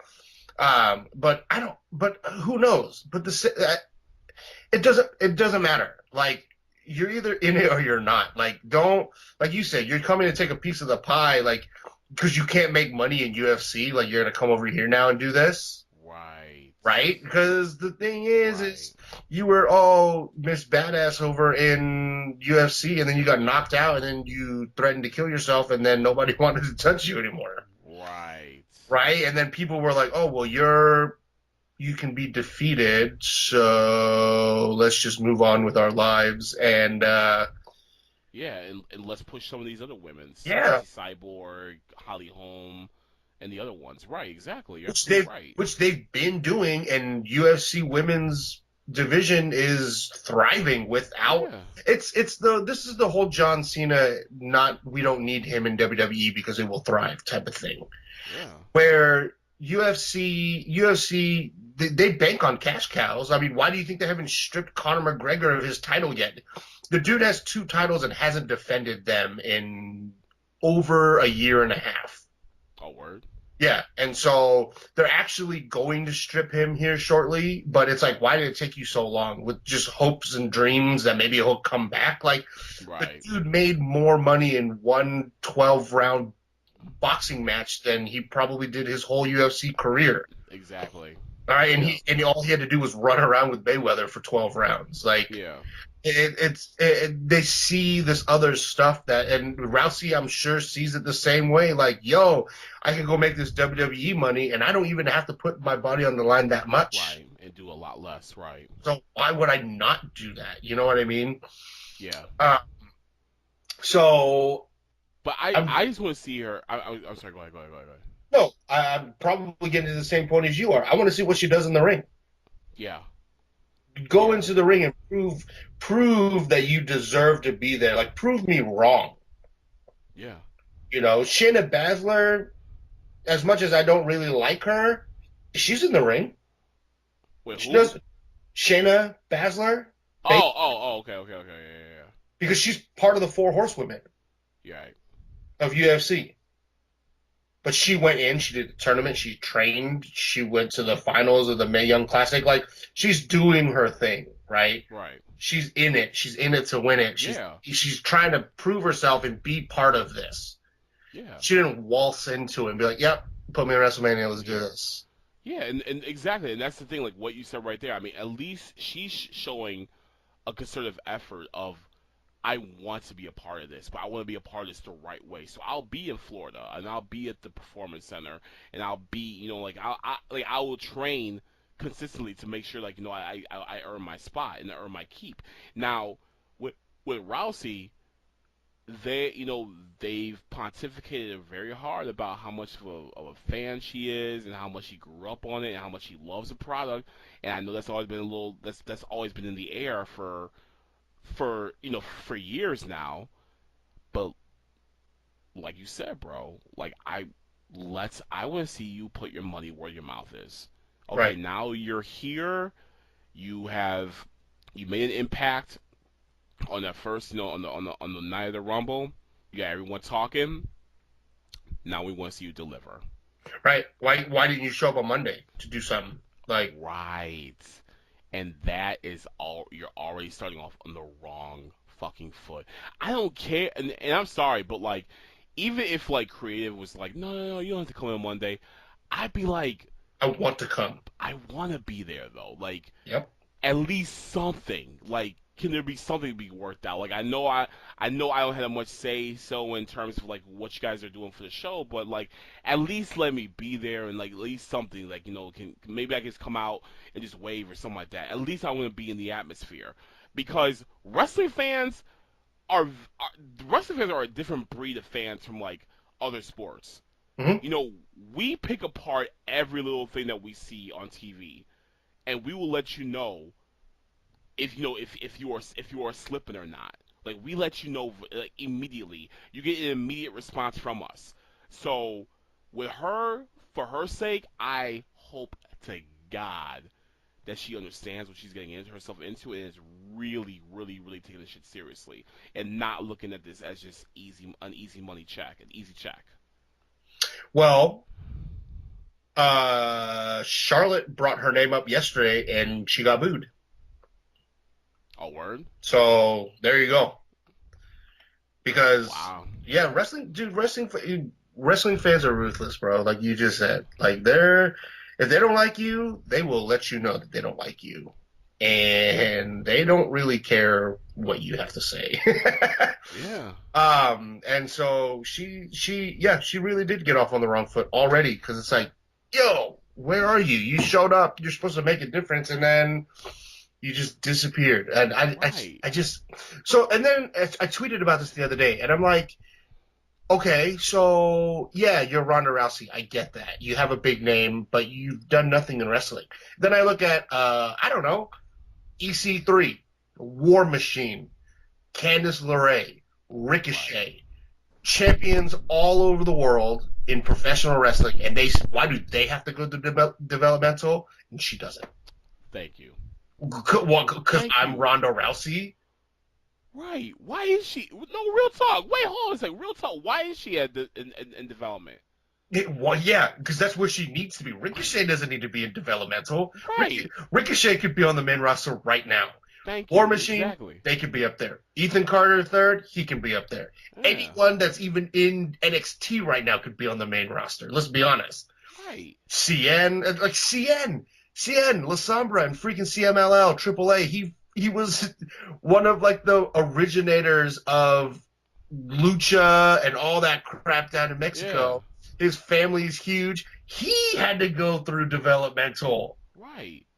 And he's been there for how many years? And he went from a face to a heel to a face to a heel. Yeah. And now he's just becoming the champion. Like, right. Really? Even KO. KO had to fucking go for a tryout. KO, Sane. Yeah. Like, the list goes on and on and on and on. Now, I mean, you look at guys like AJ Styles. Even Joe went through developmental. Right. Finn Balor went through developmental. Nakamura went through developmental. Yeah. Asuka went through developmental. AJ Styles is a different type of beast. Oh, yeah, exactly. We get that. But that's the thing, though, is that AJ got the treatment that we would expect all the other guys' names that you mentioned to get the treatment. Mm-hmm. People I'm sorry, but people... Okay, because that's the thing is that, like, you know, people like Ronda... She's really parallel with the same kind of people who were, you know, who leave like the NFL or who couldn't make it in the NFL and they get into pro wrestling. Mm-hmm. She's parallel with those kind of people because she's coming from a completely different outlet. Yep. So it will only be beneficial in her benefit for her sake and for what's better for her and her career to be in the developmental and to not just jump on the gravy train and get a WrestleMania payday. Right. Like, and that's why I'm going back to the whole. And I know you clarified it a minute ago with the 200 days, but with the whole, what does full time mean when it comes to her? Because when you say full time, I want to see you every week, and I want to, because I would like to get to a point where I look at you and I don't think of UFC. I would like to get to that point, honestly, as a wrestling fan. I would appreciate if I got to that point with you. But the way how they kicked it off so far, I don't know if it's going to be that way. Right. Full time, that means I should see you on Ride Along on the WWE network. Yeah. You got to be on like Table of Three, like all that stuff. You better have some segment on Total Divas, like something. You know, do a promo with Renee Russo and shit like that. You know what I'm saying? Like, come on now, like, you know, get into the mix of things. You know, like do like a little little awkward stare down backstage with Nia Jax or something like that. That's what I'm saying. Like, you know, get into the culture, get into the environment, get your face familiar for these people. So this way, we are used to seeing you on a regular. You know? I wonder. I'm gonna check her Instagram right now. I wonder if she said anything. I'm curious if she did because you're right, because there really hasn't been anything. And you know, you made the front the headlines of ESPN all day on Monday. Okay, great, good shit. But you know what? So now it's time to keep that momentum going. We got fucking the Elimination Chamber coming up. You know what I'm saying? So, you know, are you gonna be at that pay-per-view? Okay, so she posted a video of her husband watching the Royal Rumble. Then she posted a picture of her pointing at the sign that says "Getting Rowdy at Royal Rumble." Of course. There's another picture of her also pointing at the sign that says "My road to WrestleMania begins now." No, it doesn't. And then there's the picture of Asuka slapping her hand away with no caption. And then there's another picture of her where she's standing at the beginning of the ramp, and there's three emojis. There's the mind blown emoji, the smile emoji, and the sunglasses emoji. And that's the only thing that she's talked about. So basically just her just kind of showing the It feels very promotional. It feels very promotional, very. Yep. This is just like, you know, it's just some standard photos that I'm posting right now. Mm-hmm. Let me see if Twitter's any different. Nope. Twitter's exactly the same. Man, I hope I'm telling you, man. It's gonna be bad. I really hope we are wrong with this, but this ain't the way to start though, because you're just treating because you know what that reminds me of? That reminds me of like when Snoop Dogg is at like WrestleMania or he's at an event and he does like a shot himself and posts on Instagram like I'm here at WrestleMania. Yeah, I hear WrestleMania in California or whatever. You know what I'm saying? Like when he's doing some shit like that. That's what that reminds me of. Right, Machine Gun Kelly. I'm here front row. Gang, gang, get at me. Fucking yeah. Right, like when they had the Raw GM. So when Ashton Kutcher is posting a picture of himself backstage with with Dolph Ziggler or something like that. Right. That's what that reminds me of. Mm-hmm. Talk about mind blow emoji, man. Yeah, my homie that I'm going to Mania with, he's like super excited because he loves Ronda Rousey, and I told him he knows how pissed I am. I told him if Ronda Rousey's on my WrestleMania chair, I'm gonna peel her off. Woo. Oh man, she probably will be. Yep, I'm gonna fart on her so she gets pink eye. What section are you in? I don't know. We haven't gotten our things yet. Yeah, but you definitely get a chair though. Yeah, I better. No, I am. I'm in the section that gets the chair. Nice. Where are you guys sitting?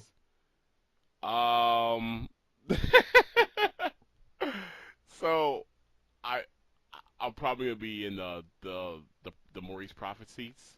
Oh, so the very last row at the you're gonna touch the ceiling of the Superdome.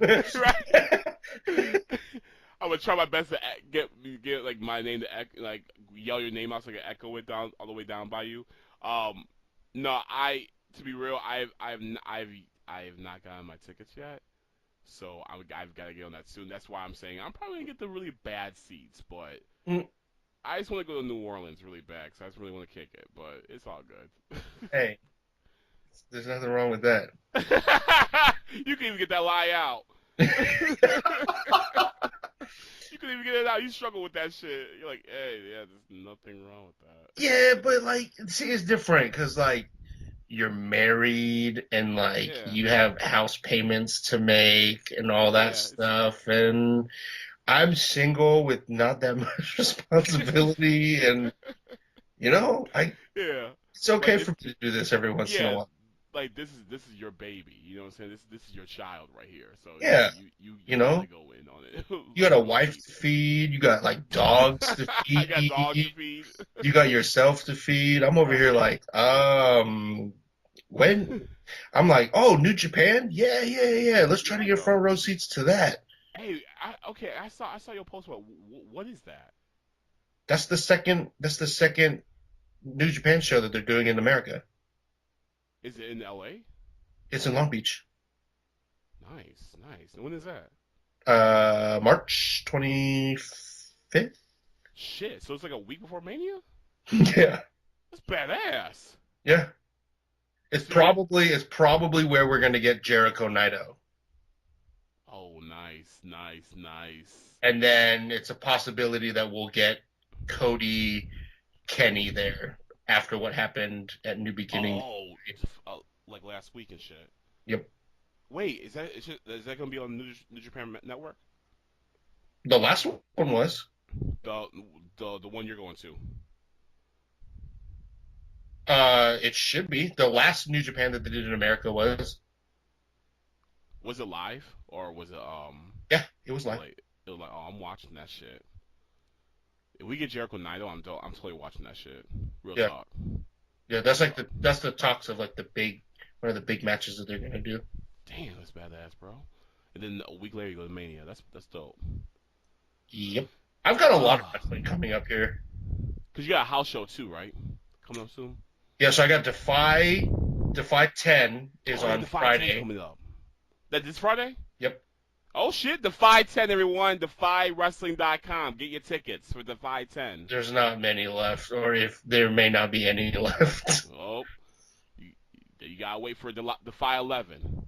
Defy 11, there is one of those. That's coming up. That's in April 13th, I think. Yes. Okay, so I have Defy on Friday, and then what is that? So that's February 2nd. I'm going to Vegas February 11th. Nice. I'll be down there for a couple days, then I'm back, and then so February 24th, Road to WrestleMania, house show. Okay. Everett, Washington. Meeting Sasha Banks and Alexa Bliss before at the Pop Funko store. Oh, sweet. Do you have a Funko of hers? I do have both of their Funkos. I'm not gonna get them signed, I don't think. My Alexa Bliss one is still in the box, and then my Sasha Banks one is out of the box. Dude, keep them all in boxes. Like, never take it out. Seriously. Don't tell me what to do. Don't tell me how to live, god damn it. I have my Razor Ramon Chase that's in a box still. Okay. Because you know how they did on that series. You probably don't know because you don't really collect them like I do. Like I don't really collect them. Chase. Are you serious? The Pop Funko shit? Yeah. Oh, dude, I'm like you already know I'm a fanatic of those. Oh, okay. Well, so I have the Razor Ramon Chase. Yeah. That came out, the NWO one. So I have that. I have so that's in the box still. I have the white Ted DiBiase Chase. That's in a box still. Nice. And then I just found the Money Inc. Walgreens exclusive one.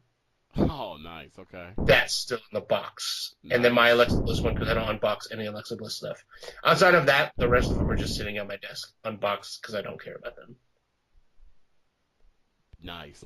Yeah, I don't unbox any of mine. They're all still in the boxes. I just like, because I like the overall presentation of it while it's in the box with the artwork and shit like that. I just like that shit. It looks cool to me. Yeah.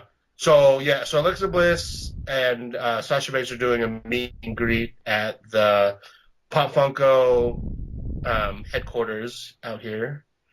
So I'm going to that, and then there's that house show. It's a Raw house show. And then I got New Japan in March, and then Mania in April. And I'm doing Wale Mania, Joey Janela Spring Break 2, which is going to be crazy, which you may be joining us for. I'll wait. I hope you're ready because they already announced the main event for that. What is it? It's freaking Joey Janela versus Great Sasaki. A word? Yeah, so that's going to be like, shit, okay. It's going to be nuts. Like, it's going to be unreal. The show's on Friday at like midnight. I think that is so raw. Like, some late ass shit like that. Like, like, motherfuckers are going to be torn up. We're going to be all coming from Bourbon Street, so we're going to be drunk as hell. And afterwards, we're gonna still get, be drinking some more till like 5 in the morning. I'm totally, I'm so for that. Yeah, bro. It's the ticket says like 11:55 p.m. or something like that. I think is the start time. 2 days. Yeah, pretty much. 2 days pretty worth of much. Let me see. I have it up right here. I have so many like WrestleMania things. I need to just sit down and figure it out. So between now and Mania, you're pretty stacked. Yeah, man. Shit, and then March Sounder season starts. Yeah. We got a lot going on. Yeah. Now, life is good right now. Got a lot. I still haven't booked my flight to New Orleans yet. I need to do that, and then I need to get. No, you did the package. There's no flight included in that. Oh, okay. I thought it was a flight in that shit. No, which makes sense, I guess, because like when you get the package and like you have the hotel, then everyone in your party stays in the same room. Right. So I would assume it would be hard for them to arrange coordinate airfare. Yeah, no, that makes sense. Yeah, and plus everyone does their own shit when it comes to traveling anyway. Yeah, so it's like, you know what I mean? Yeah, so it's like, okay, cool, no worries. Yeah. So I gotta book that, and then I'm gonna get there early. I don't know if I'm gonna go Wednesday or Thursday yet, but I have to be there on Thursday for Wale Mania. So I'm trying to find the cheapest flight out right now because this trip is It's expensive. Oh yeah. Oh no, I believe it. I believe it. I've already dropped hella, and then like it's just and there's still so many other things that I haven't gotten yet, like event wise, and then I bought like my Alexa Bliss meet and greet for access and all that stuff. So it's like there's a lot of stuff going on. And think about what you're going to spend when you get down there. Oh my goodness, dude! Merch. We haven't talked food, drink, food. Right, I was saying you haven't eaten yet, nigga. You know what I'm saying? Like we haven't even gotten we haven't even scratched the surface. Right. because so if I get there, right, we're looking Wednesday. So I'm looking at Wednesday, Thursday, Friday, Saturday, Sunday, Monday, Tuesday. I gotta eat, right? So that's 5 days I gotta eat, and then my hotel, the hotel that we got for our package starts on Friday. So if I show up on Wednesday, I need Wednesday, Thursday hotel. Yeah. And hotels are hella right now. So I'm looking hotels for the 2 nights right now. It's under $5, but like it's like $450 right now. Okay. For the 2 nights. But I'm just gonna have to suck it up because I can't miss Wale Mania. Because you're staying in the hotel where the wrestlers are, right? The Hyatt. We're staying. Oh, what hotel are we at? We're at the Marriott. Marriott, okay. Because I don't know if the wrestlers are staying at that one. I think you are though, because I think I remember when you told me like where it was. I think that's where they were last time. Oh, is it? So I think you might be in the same hotel. Because you said we're kind of close to you, right? Like 10 minutes or so. Yeah, like where your hotel is. It's like okay, there's like a main street on in like that area, that downtown area. I think it's called Central. I can't remember, but there's a main street where it has like the main trolley and everything. Your hotel is like on like if you're looking looking like one direction, your hotel's like on the left side of the street. Where I'm at is on the opposite side, on the right side. But walking distance, yeah, it's like a 10-minute. It's like not even a 10-minute walk. Oh, that's even. It's super close. You're gonna see that everything is like really fucking close to each other. That's good. I'll meet you at Popeyes or whatever. Oh yeah. See the one thing like you gotta like look out for like, especially because you're gonna be there for like a week. You gotta look out for places that like are kind of like sleeper places that have like reasonably priced food. There's this one spot that's on Bourbon Street. It's like way at the fucking end of Bourbon Street, way at the end. But it's like this hole in the wall spot that's got like the most amazing po' boy sandwiches, and they're only like $2.50 each, and they're big as fuck. They give you mad shrimp and all that shit. It's good as hell. So like that might be the spot you like kind of want to keep your eye on. Oh yeah, for sure. I definitely will. I'm the kind of guy when I travel, I don't eat at places that I can eat at home. Oh yeah, no doubt, yeah. Yeah, so I'm gonna be. I never use Yelp unless I travel to see like where people are going to eat. Right. But then at the same time, I'm one of those like I want to eat where locals eat, not where like tourists eat. Right. Because I remember when I went to Chicago, everyone's like, "You gotta go to Illuminati's and this and that," and I'm like, "No." I was like, "I'm asked Maurice where to go." Right. So exactly. Because everyone's like, "Go to Giordano's and blah blah blah." I'm like, is that what the tourists go? They're like, yeah. Everyone tells us to go eat there. I'm like, yeah, I'm good. Yeah, exactly. Nobody who lives here fucking eats that shit at all. Exactly. Exactly. Exactly. But yeah, so like look for spots like that. The thing is like what kind of sucks is that, and especially because it's gonna be WrestleMania weekend, it's gonna be like lines everywhere to get in the place to eat. Yeah, that's gonna suck because it's gonna be so many motherfuckers there. Mm-hmm. But you'll get the rhythm of it. You'll be fine, bro. Yeah, I'll be good. I just can't wait till we kick it, man. Oh my god. Because bourbon's so much fucking fun, dude. So, I know. Oh my god, we're gonna kick it so hard. I cannot wait for that shit. Don't worry, I'll go to the liquor store when I get there. I'll buy a bottle of Hennessy for us.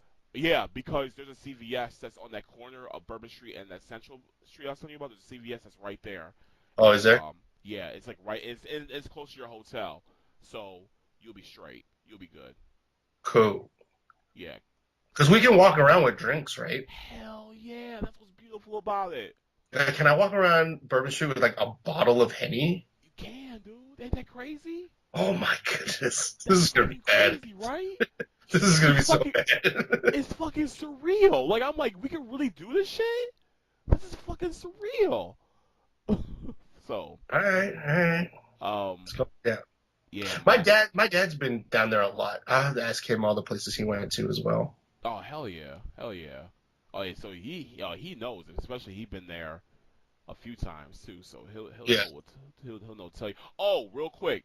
And obviously we'll talk about this later and everything. But okay, so you know how everyone always says go to Cafe Du Monde for beignet? Okay, I'm sorry, bro, but I think that place is really over fucking rated. There's another beignet place that's actually on Bourbon Street because Cafe Du Monde is in the French Market, and that's a few blocks away from Bourbon Street. Okay. But there's a place that's called Legends Park, and they have the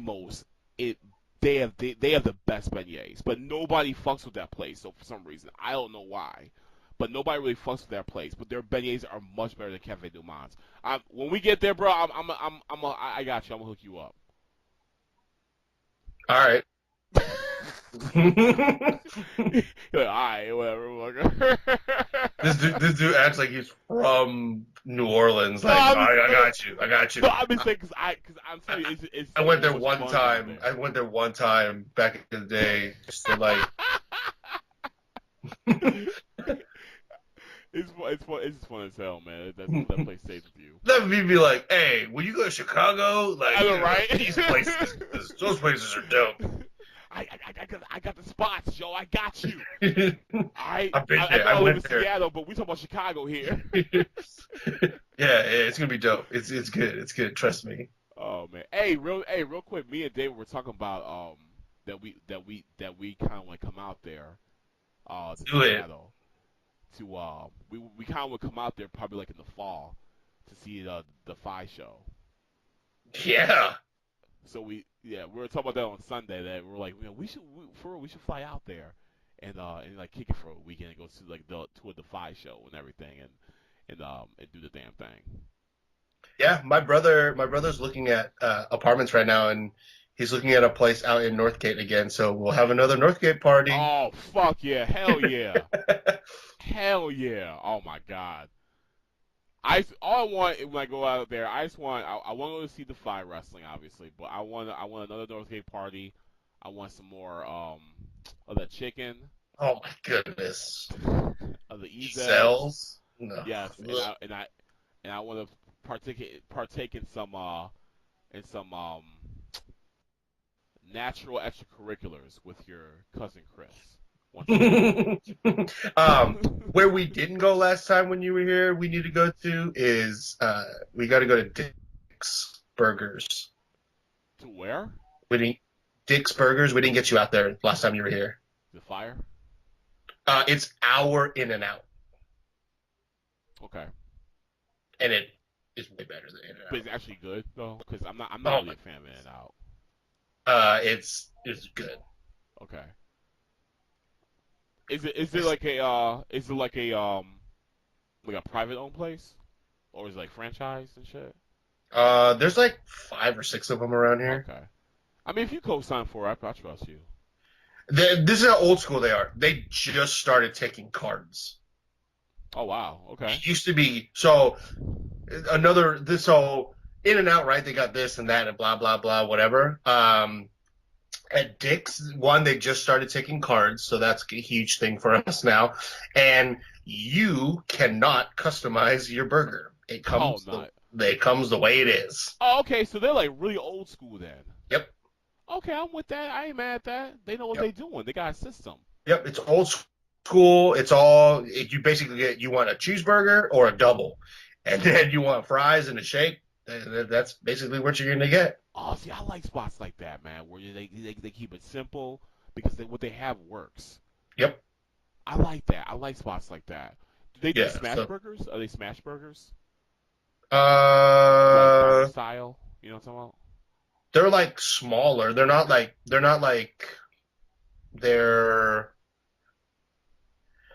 don't even know how to explain them. But you know what I'm saying though, like you know how like the patty might be a little bit thinner than normal?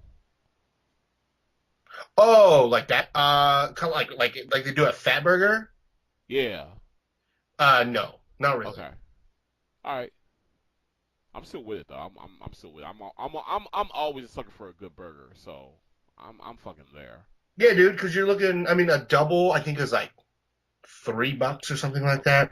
Fries are like $1.50.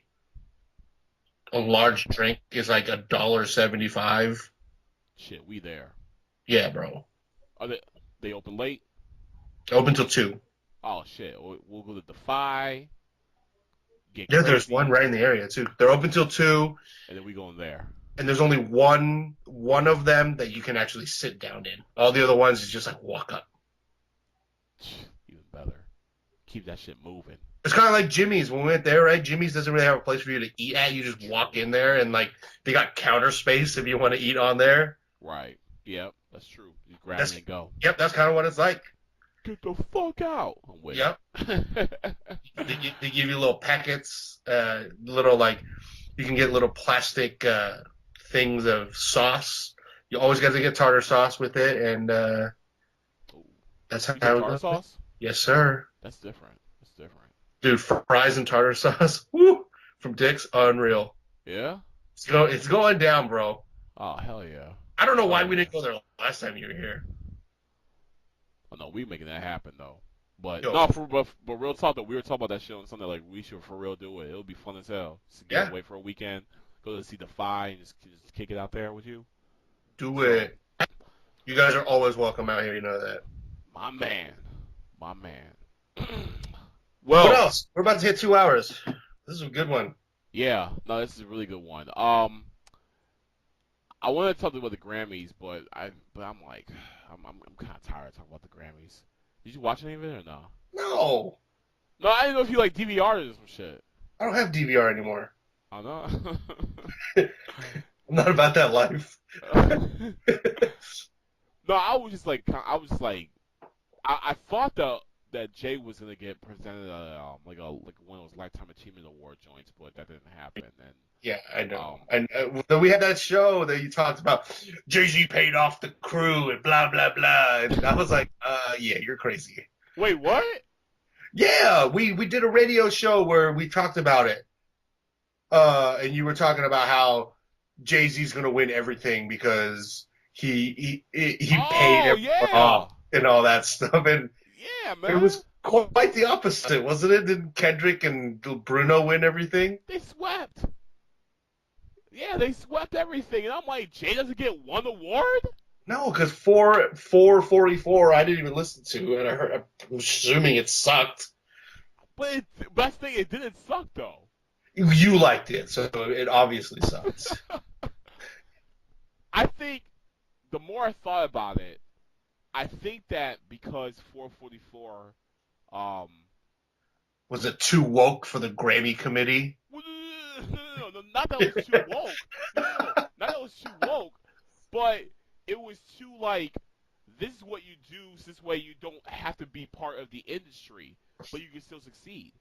It was that kind of a blueprint, and I kind of wonder, did they not like that? Like, we'll nominate you because, you know what I'm saying, like, for whatever reasons, but you're not going to win, though. And plus the fact, it kind of makes me wonder how, and I don't know, like, what the details will be with this. Like, I'm still trying to kind of make the connections, but how much of an influence do the likes of Spotify, Apple Music, really those two, how much of an influence do they play when it comes to the awards academy? And because Tidal isn't necessarily, in that realm, but Tidal has its own influence. But because Tidal doesn't necessarily play ball the way how they do, does that kind of like, hold some weight as well too? Could be. So maybe Jay-Z screwed himself. Possibly. Like on a political tip, like possibly. Right, because no one uses Tidal except for Jay-Z. but really, because Apple Music and Spotify, they have the power. Like they have when it comes to music streaming, they are the cornerstones. Whereas like Tidal isn't necessarily there yet, so the Academy may not look at Tidal the way how they look at Spotify and Apple Music. Or Jay-Z should just put his music back on all the rest of them and just get more plays because nobody wants Tidal. It's a work in process, brother. If Taylor Swift can do it, Jay-Z can do it. Wait, didn't she remove all of her music from everywhere? She did, and she was only Apple Music, and now she's back on everything. Because she realized that she was probably losing out on a lot of things. And your boy did the same thing too, Drake. Drake was Apple Music only, yeah. But didn't he just release some new music that was on all platforms? Mm-hmm. Yeah, his new EP of 2 songs. Yeah. That's fire. Yep. Also, album of the year, Culture 2, claiming it right now, 2018. I heard one that good. I haven't listened to it yet. Yeah, it's pretty good. It's pretty good. Like I heard like Culture. Obviously, Culture was great, but I heard Culture 2 was like, eh. I still have to listen to it though. Well, I've listened to it it dropped last Friday? Yeah. Over 10 times since then. Okay, so you listen for you, for me, for David, for Teresa. Mm-hmm. Everyone. For Carla. Yeah. That's the ratchet in me.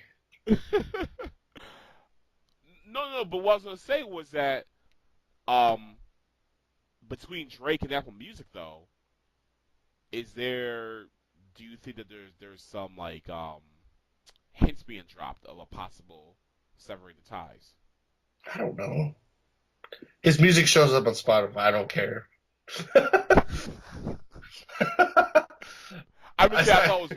I signed up for Apple Music so I could listen to Views before it dropped on Spotify. So, and then I canceled it after. Oh, you did cancel it? Yeah. Oh, I thought you were like loyal to Apple Music. That's why. No, Apple Music, because Apple Music came out after I started using Spotify. I just don't want to switch. I'm with you. I thought that was really interesting. So when I saw the Drake songs on Spotify, I'm like, they're on Spotify? What? Okay, all right. I think they had the exclusive first look only, and then because when Views came out, it was like a week later it came out on Spotify. Yeah, I do remember that. That's true. Yeah. So who knows? I don't know, man. As long as I get my hands on music, I'm fine. I don't care where it comes from, except for Tidal. Tidal's stupid. Don't sleep on Tidal, bro. Don't sleep. Do you use Tidal? Yeah. Of course you do. Hell yeah. Because you and the Carter family might be the only ones that actually use Tidal. Dog, I tell you, a lot of people use that shit. No joke. That's why Jay-Z didn't win any Grammys, because you're the only person that listened to 444. It ain't about that. It's about the other side of the politics with it. No, it's not. It's literally because nobody has Tidal and nobody, either that or everyone illegally downloaded it to listen to it, so it got no streams. That's what happened. You guys living the truth, bro. For real. I'm telling you, but no, for real. But Tidal overall is dope. Like, if they have their own, like, you know how you get those apps on like the Roku and shit. If and when Tidal has that, they'll win because their visual content. The visual content is long, bro. Like they got a bunch of original series on there. Music videos. Oh, they have series? Yeah, they got like TV series on there and shit. Tidal exclude what? The Life and Times of Sean Carter? Oh man, nah, dog. No, because they be selling, they be signing all these people. Like they got fucking they got like Cypher Sounds. He's got a show on there. They got Joel Ortiz. He's got a show on there. So like podcasts. They're not podcasts. They're like they're like Cypher Sounds. He's got like a comedy series on there, and fucking Joel Ortiz. He's got like some like day in the life of Joel Ortiz kind of shit. Nobody cares what Joel Ortiz does on a daily basis. I don't want to hear Cypher Sounds do stand-up comedy.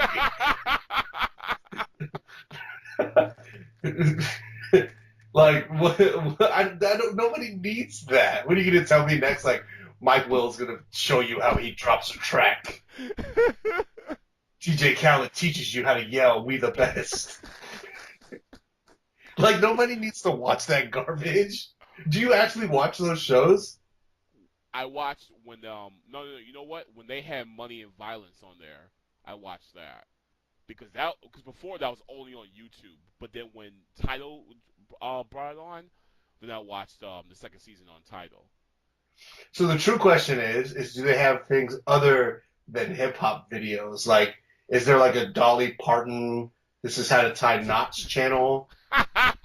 or or like, something like that? Like a They have fucking what's that group called? Muse? M-U-S-E? Muse? Yeah, uh-huh. They have like a whole thing on like a documentary on them on there. Okay, yeah, so they suck, so no one's gonna watch that. So you're not really selling me on. How much do you pay for titles? Is it $10? Only $10, bro. Only $10. You know what I mean? And it's cool because what I like about it, and this is why I give the advantage to Tidal over Spotify, is that you like it because no one uses it. Nah, but they have certain artists have mixtapes on there, like Action Bronson. All of his mixtapes are on. Oh, not Action Bronson. Oh man, he's so dope. I can't wait to pay $10 to listen to his mixtapes. You say it like dog. Okay, but for a fan of his, that's lit. For a fan, that's lit. Because Spotify, they only have his albums. They only have his 2 albums on there. But Tyler actually has both the albums and all of his mixtapes. That's hot. That's hard as hell. Ooh, his mixtapes. Huh? I said, ooh, his mixtapes. Mixtapes are hard as hell, man. Sure. Don't sleep. I don't like Action Bronson. Don't sleep, bro. I've been sleeping. I'm in REM whenever I hear Action Bronson's name. REM. You wildin' tonight, I see. I know. It's been a while since we've done this. Hell yeah. Hey, let's shut down shop because I'm about to pass out in a minute. Yeah, it's like almost midnight for you. Yeah, it's almost midnight for me. But hey, real talk though, going back to what we said earlier. Hey, and I know everyone's listening to this shit right now. Let's try to keep this shit going, bro. Like maybe we can bring it back like once a month, while we're still doing the radio and everything. And then depending on how, then when we get into our rhythm, we can bump it up to a few times more and everything like that. But I fucking miss this, man, for real. Yeah. Any of our listeners want to sponsor us? That'd be cool too. I know, right? Y'all want to just throw us a few bucks and we'll shout you shout you out to the moon. We'll dedicate the episode to you. Shit. Yeah, all you quote unquote day one fans, where you at? Where your ass is at, dog? Name. For real, man. But real talk. We appreciate you guys always. Y'all looking out for us. Y'all always supporting the material and everything like that. We're having fun with this, and then that's what it's all about. You know what I mean? So we should have a pledge drive. Like a GoFundMe. Just a pledge drive. Yep, straight up. Jerry Lewis. Just be like, we need your support, guys. Call us now to donate. Yeah, the phones are ringing right now. We'll have celebrity guests on. Right. We'll have we'll have the Catch Me Outside girl answering the phone and shit. It'd be great. How much you want to contribute, motherfucker? Call now and she'll threaten your life. But yeah, man. But thank you all for listening. We about to ride out right now. Oh yeah, real quick before I go, I'd be remiss if I did not tell you this. Tickets are now on sale for Last Night is King, the final 24 hours of the life of Martin Luther King Jr. February the 24th, Schaumburg Prairie Center for the Arts, 6:30 p.m. sharp. That's 6:30 p.m. sharp at the Schaumburg Prairie Center for the Arts. Tickets are on sale at bsideproduction.com. Tickets are only $10. You cannot beat that. $10 a ticket. Sit wherever you want in the theater. This is going to be an amazing show you do not want to miss. It includes the show, red carpet, photo opportunity, silent auction, vendors, all types of bells and whistles and everything. So you definitely want to go to that. bsideproduction.com. $10 for the tickets. Hit me up if you have any questions for Last Night is King. And buy tickets. None of this. Hey, Maurice, we're homies. Can I get a free ticket? No. Right. I will answer that question for you right now. No. Right. Cannot. Hey, I'm saying, you think I give me a free ticket to shit? Man, no. I had a nickel for every time I heard that. For real, that's why I made it to $10. I'm like, $10 is a very friendly looking number, and anybody can fucking spend $10. If you have a family of 4, it'd be $40, and that's nothing to go. It's cheaper than going to the movies. Right, exactly. So it's $10. You guys can afford it. That's how much you spent on lunch at work today. So you know what I'm saying? Make that happen. All right, brother. We gonna close out shop, man. Yes, sir. All right. I think it might the recording thing might stop when I hang up. So all right. So I'm just gonna go forward and I'm just gonna start processing this and everything. Okay. And I'm gonna try to get this out in the morning. All right, bro. All right. All right, man. It was good talking to you. It was great talking to y'all tonight. Remember, if you have any questions, any comments, you want to hit us up with anything, hit us in the comments. Hit us on Facebook, Twitter, Instagram. Email us at mdxpodcast1@gmail.com. And we'll get y'all back. But until next time, we'll see y'all later. Peace. Peace. All right, brother. Good night, bro. Yep. Peace.